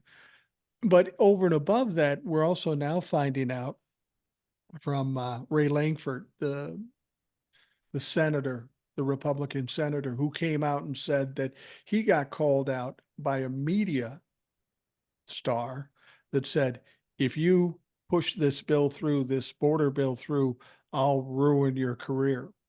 So these, these people are doing what they're doing for Donald Trump, from the lawyers to Kayleigh McEnany. It's all under duress. It's all under threat, and it's all about fear. Yeah, but it's a self-serving type of fear. Because if that was a representative of mine and he came out and he said that, there's no woo woo woo over No, here for that. Because you just said that you're voting against something that's going to benefit me, my community, the people around me. National security is the border, right? right, You are voting against that because if you don't, your career is going to be over. right. So you're willing to sacrifice all of us for your career. When you are in Exactly. a position to become a lobbyist, you could do so many other things and still maintain that lifestyle that you have. So if you're not willing to stand up for us and sacrifice a career that you're not really sacrificing because you could just move on and do something else, to me, that's insulting. It's self-serving for you to Yeah. put your career, not your life, your career above everything and everybody else. So it's a fear that they have, and I don't doubt that. It's just a very self-serving fear that they have. They're Don't worried about their careers and their position and the mean tweets that they're gonna get. right. That's what they're worried about. And to me, that is just, I don't have a word to. Don't you think there's part of it too that's just about arrogance? I refuse to admit I'm wrong, even when it's obvious that I was wrong. It's this arrogance that says, I'm not going to admit it. I'm going to keep denying it no matter what. Deny, deny, deny until the end. And the end is near for a lot of these people. Kayleigh McEnany, for example, Mhm. she's in a world of shit. Rudy Giuliani's in a world of shit. Everybody around Donald Trump is either a witness or indicted. Yeah. So he's got all kinds of fucking problems, and they made the wrong choice. But even though it's pretty clear that they made the wrong choice, they Yeah. still refuse to give it up. That's the mental illness here. Yeah. And then I don't know how much, I know a lot of it is arrogant, but I think a lot of it is just confidence too. Like they know the audience that they are performing for. All right. And they really do, I don't want to say take for granted, but they really do lean on the fact that these people are very ill-informed, that they don't know better. Um, really trying not to do a lot of name calling. They're just leaning on the fact that they can get over on these people. And they're confident that they can do that. They're confident that they can tell them one thing today and tell them something completely different tomorrow, and that they are going to go along with it. So far, they've been allowed to get away with it. So that confidence that they have is for a reason. I need to translate a little bit for Old Soul. She's not willing to be as crass as maybe I typically am. And when she was trying not to name call those people that believe Donald Trump and all the other shit going on, the word she was grasping for was they're fucking stupid, right? You're neither gonna confirm or deny that, I'm sure, because you're a better person than I. But that's exactly it. That's I told somebody one time I was talking to a Trump and they said something. I said, well, that's just absolutely wrong. You must be stupid. And they said, oh, you're just being mean. You're calling names. You're calling me stupid. I said, no, no, no, wait a minute. I'm trying to be nice here. There's only two options you could be. You're evil or you're stupid. And since I'm a glass half full guy, I'm going to take the high road and call you fucking stupid. And really, that's all you can do. There's no other explanation for them continuing to follow something that's so obviously wrong. I don't think you're calling people names. You're just using adjectives. Well, there you go. I mean, I had an emailer before said I was calling people names, and it's kind of like that old gunfighter. There was a quote. And they say, "You shot a lot of guys." No, it wasn't a gunfire. It was old gangster. And he said, "You shot a lot of guys." He says, "I didn't shoot anybody that didn't need shooting." And and I didn't call anybody a name that didn't need to be called a name. It wasn't like, you know, just willy-nilly talking to everybody. We're talking about people that are complicit with Donald Trump, and that brings up what's going on down in Florida. People have Oh, been upset about Aileen Cannon and the documents case and yeah, all of this shit. And people are outraged that Aileen Cannon is slow walking this thing, being obliging Donald Trump every step of the way. And people kept coming to me and saying, "When is Jack Smith going to do something? He's not doing anything. This is going to go on forever. He's going to get away with this." And my comment always was, Mr. Brightside, I said, "Listen, Jack Smith is not a dumb man. He's going to have to get a judge kicked off a case. You don't do that by just making a phone call. He's probably setting some traps, and he's probably setting this up, biding his time for the very right moment to do this. But make no mistake, he's going to do that." And as much as people didn't believe me when I was saying that, it's starting to look like that's kind of what's happening, doesn't it? yeah. It's not easy to get judges, prosecutors just thrown off of cases. If that was the case, all of these judges would be gone because Trump would have had all of them thrown off the case. So Right. it's not that easy to just do that. You really do need a reason.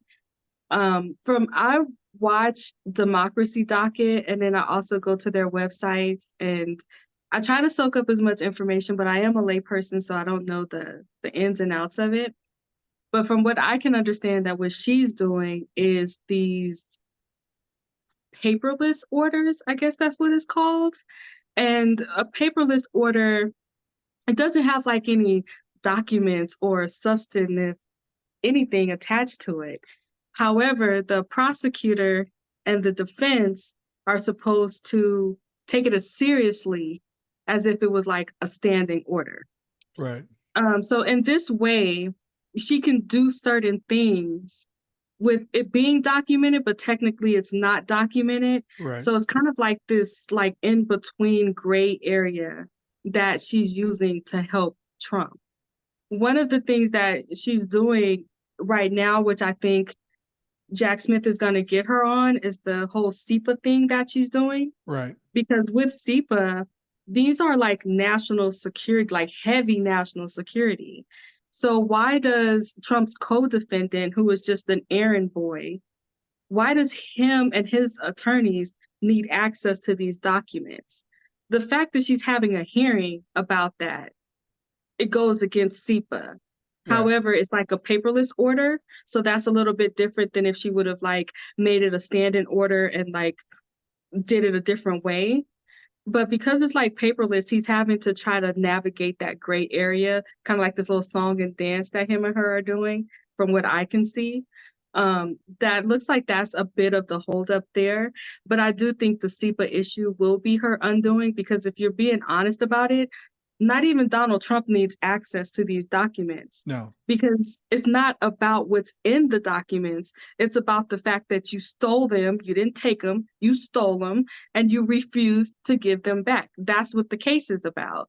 So why does even Trump need to know what's inside of these classified documents? You don't need to know that. It's irrelevant. It's your action. It's not what's in the document.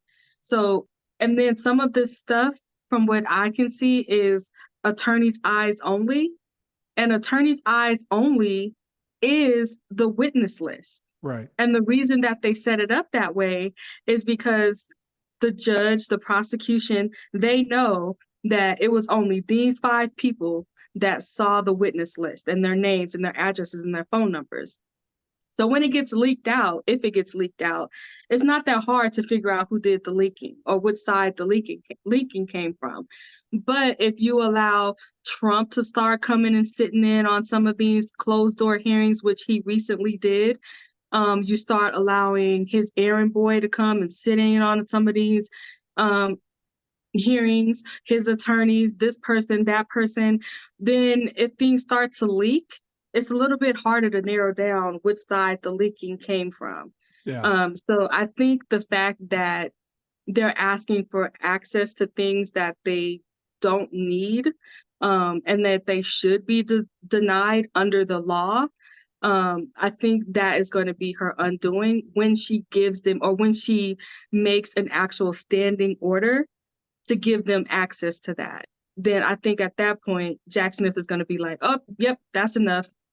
You out. I think that may already have happened because Jack Smith apparently did turn over one document, I think.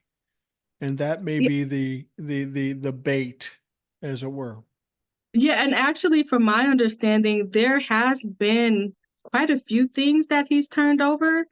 It's just the more serious documents that he's Right. not turning over that they want access to. So it's like if you want access to classified documents, like some of that stuff is not a big of a deal.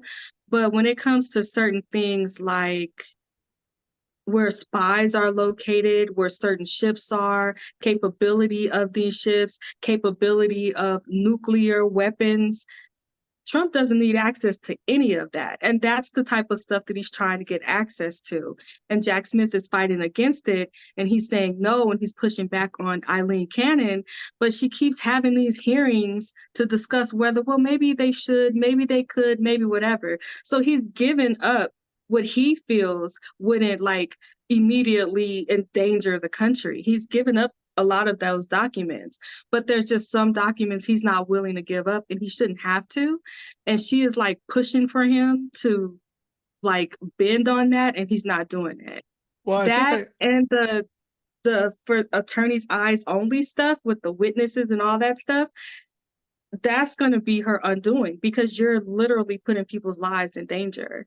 well, there's two reasons why he wants to see these documents. In terms of the names on the documents, Donald Trump has not been ashamed to try to intimidate witnesses. That's what he Yeah. will definitely try to do. That could be the only reason he wants those names.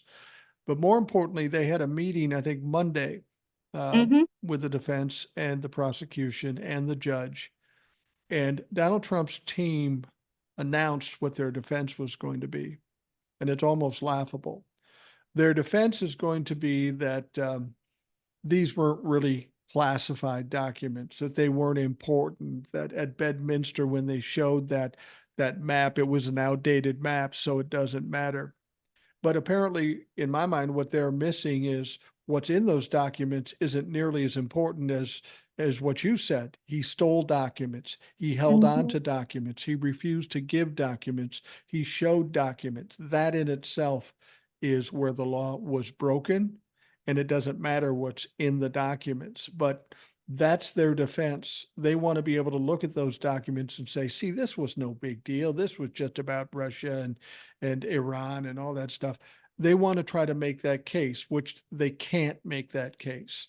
They might be able to make that case as long as Aileen Cannon is the judge, but I honestly believe her time is short and she's not going to be part of this whole trial when it all starts. Yeah, and when you think about it, for me, that's not a defense. That's No, it's kind of not. like it's kind of like blackmail in a way, to where Yeah, you're saying, well, I want to know what's in the documents so I can show everybody how not important these documents are. But if you don't, you know, try to prosecute me, then I won't have a need to show the people what's here. So it's kind of like saying, if you continue with this prosecution, I'm going to release the information that's in these documents that you don't want anybody to know about. So it kind of seems like that's what he's trying to do. He's trying to force Jack Smith's hands. And it could even come down to, I know that some of these documents have their own separate charges. That's how right. high up on the classification they are. So I think it could be, well, maybe we won't prosecute him for this document and that document and this one over here. So I do think that could be another strategy of theirs to try to get some of those charges dropped off. But I just don't see Jack Smith in the mood for dropping charges. Well, Not and after you've been attacking him, his wife, his kids, everything. Like, no, sir, that's not how that's going to happen. it sounds crazy, but it's Donald Trump, so it's certainly conceivable. I think that's one of the motives for Donald Trump stealing all these documents. He knew that he was going to have some legal problems with all the shit he pulled with January 6th and all this stuff. He thought it would be leverage, saying, well, if you prosecute me, I'm going to release this and release that and release that. He didn't think in his mind that they'd come to his fucking house and search his place. He's delusional. He saw that Mhm. as leverage. And that's what Donald Trump does. Everything he does is about leverage. If you do that, then I'll destroy your career, or I'll sick my MAGA fucks on you, or I'll take you to court and drain you dry of money. Everything he's ever done is about leverage. And I think those documents he feels he needs for leverage. That's why he may still have some in Mar-a-Lago in that hidden closet someplace, because he feels it's leverage. Oh, they won't prosecute me if I release this classified document.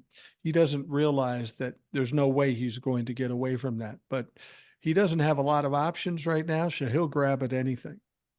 Yeah, and I can actually I can understand his strategy or his team strategy trying to work it that way. But I think what's going to really cost him is he doesn't know when to say enough is enough. Yeah, And by including his co-defendant in on needing to have knowledge to those documents, that just makes it even more egregious what she's doing. And that does help Jack Smith build that case. I know that there's been like, what, 2, 3 other meetings that they've already had about this same issue. So it isn't anything that's new, but what she's doing is she really is maneuvering in that gray area. And I think that's part of the delay. And I think that Jack Smith is like, he's playing the long game. He really is sitting there waiting for her. I think maybe just like 1, maybe 2 more missteps, and that's it for her. I really do think, especially with his latest filings, when he's saying, hey, you stopped somebody previously from doing what Donald Trump is trying to do now. So I know that you know better. So why are you going to make an excuse for Trump? So when he starts putting her own rulings in his filings, that's just laying the foundation to it have her is. kicked off. And if you think Jack Smith doesn't have a plan to get her kicked off, you're fooling yourself. And if you think Mhm. Aileen Cannon's smarter than Jack Smith, you're fucking fooling yourself. She's setting herself up, he's setting her up, and she will be gone ultimately. We're, Yeah. we're, we're coming to the end of the show, but I need to bring something up because when people hear this show, they might say, well, they missed this big news. We're recording this in the early morning hours of February 14th, Valentine's Day. Um, Judge Engeron in New York's case is supposed to come out with his finding, his decision as to what Donald Trump will be charged by the state of New York for that lawsuit. He has lost the lawsuit. It's just a matter of finding out the money. He said he would come out with it sometime by the 15th of February. Now, you're going to be listening to this on the 15th of February. And we haven't talked about anything about that because it hasn't happened yet from the time we recorded that. But that's going to have a huge impact on Donald Trump. And I think it's going to be the thing that really takes him down several notches. Now, for those folks that say, well, we didn't hear about it on the podcast, here's what I'll tell you. I guarantee you I'll be talking about it on TikTok, and you can go to YouTube and you can hear me talk a lot about that shit, assuming it happened. And then tomorrow on the podcast, of course, we'll be talking about it extensively. But It's are you, gonna take me, it's gonna take down Trump, but it's gonna take me down too. why? Because when they released that news, I have a bottle of champagne Oh, and I have a pack of edibles, right? ah, It's gonna take me down in a different type of way. In a celebratory way, in a happy mood type of way. I'm gonna be down. I'm gonna be out for the night when that news come out. That's now, it. see, the problem with that is imagine old soul drinking a bottle of champagne and eating a bunch of edibles. That's when we need old soul on the show, where she cuts loose and lets shit fly. That's what we want to see. That's what we want to hear. But as I say, you're going to listen to this podcast, and that big news may be out there. It's because we haven't heard it yet. It's still early on February 14th. But trust me, if you trust nothing else, I'll be talking about it. Old Soul will be talking about it. And we're going to be giggling like little schoolgirls when we find out Donald Trump will be taken for all he's fucking got. Absolutely. And you know what? I like listen to some of your emails, and it seems to be like a trend with the court cases that has people worried. But I did watch an interview that E. Jean Carroll's attorneys did. And I Yeah. think this could probably help ease somebody's mind. I don't know, but I'll just say it. She did an interview and she was talking about the jury. And there was a guy on the jury, and he said that he got all of his news from Tim Pool. Now, the Yeah. only reason he was allowed to stay on the jury is because she thought he said temple. Like she didn't hear Tim Pool, she heard temple. It wasn't until after the fact that he was already seated that she was brought to her attention that it was Tim Pool she was talking about. And this hardcore Tim Pool diehard right winger was one of the people on the jury that said Donald Trump needed to pay her $83.3 million. So Yeah. what happens is a lot of these people, they are in their bubbles. They don't pay attention. They don't know. But once you put the facts in front of them and it's very clear and it's black and white, Trump is going to go down. So if there's one person that sneaks on the jury or whatever, they have backup jurors. Right. But then also, it's pretty hard to deny facts when you are literally in the courtroom being presented with facts versus fiction. Well, and So that could help people realize that it's not a foregone conclusion that he's going to get off when you have someone who only listens to Tim Pool put yeah. in an $83.3 million debt Well, the over thing, his head. just human nature. If you're in a room of 9 people, if that's what the jury is, and Hmm. everybody thinks one way, and you're trying to suggest another way, there's a lot of peer pressure there, and people do fold to that if they're not very confident, not very mature, and not Yeah, really sure. They will bend to that, even if it goes against what they want to say. So I don't worry too much about Trump showing up in juries, because time after time we've seen that very thing happen. Somebody yeah, who is a Trump is on the jury, but they vote with everybody else. Uh, yeah.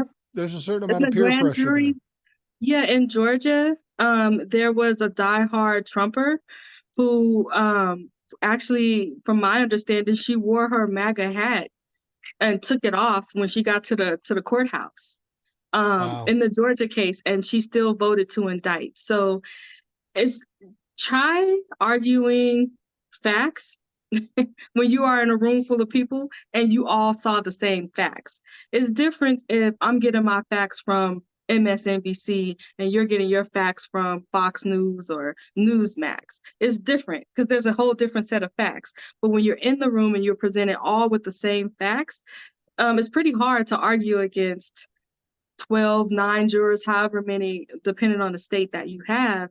It's pretty hard to tell them, no, the facts that we all saw, those aren't really facts.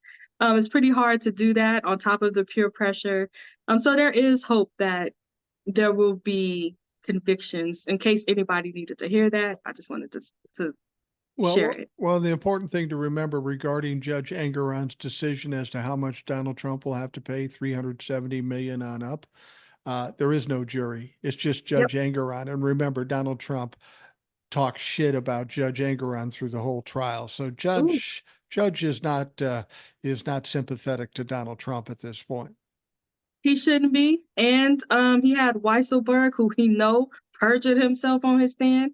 So there is this theory from what I've been seeing lately where when it comes to a witness like that and it's just the judge and there's no jury, when this witness lies about one thing, it discredits their whole testimony. So Right. I don't even think that little lie that he told that he's risking his old behind going to prison, Rikers Island, get out of here, for Donald Trump, for nothing, because the judge isn't even going to take that into consideration. Uh, It's, Absolutely. you know, what are you going to Absolutely. do? All right. Well, Old Soul, I want to thank you for sitting for this marathon effort, 2 Yeah. shows in one sitting. It's much appreciated. I always enjoy talking to you. You saved my life because, as I said, tomorrow, um, I don't know, I'm going to be in a hotel room and I'm not sure that I'm going to be in a position to record it. So I knew we needed something out there, something of value, and no better person to have than Old Soul herself, fresh from Ohio. And Yeah. well, thank you, Old Soul. And for those of you listening, I appreciate you taking the time to listen. Hope you have a great day, and we'll talk to you again tomorrow.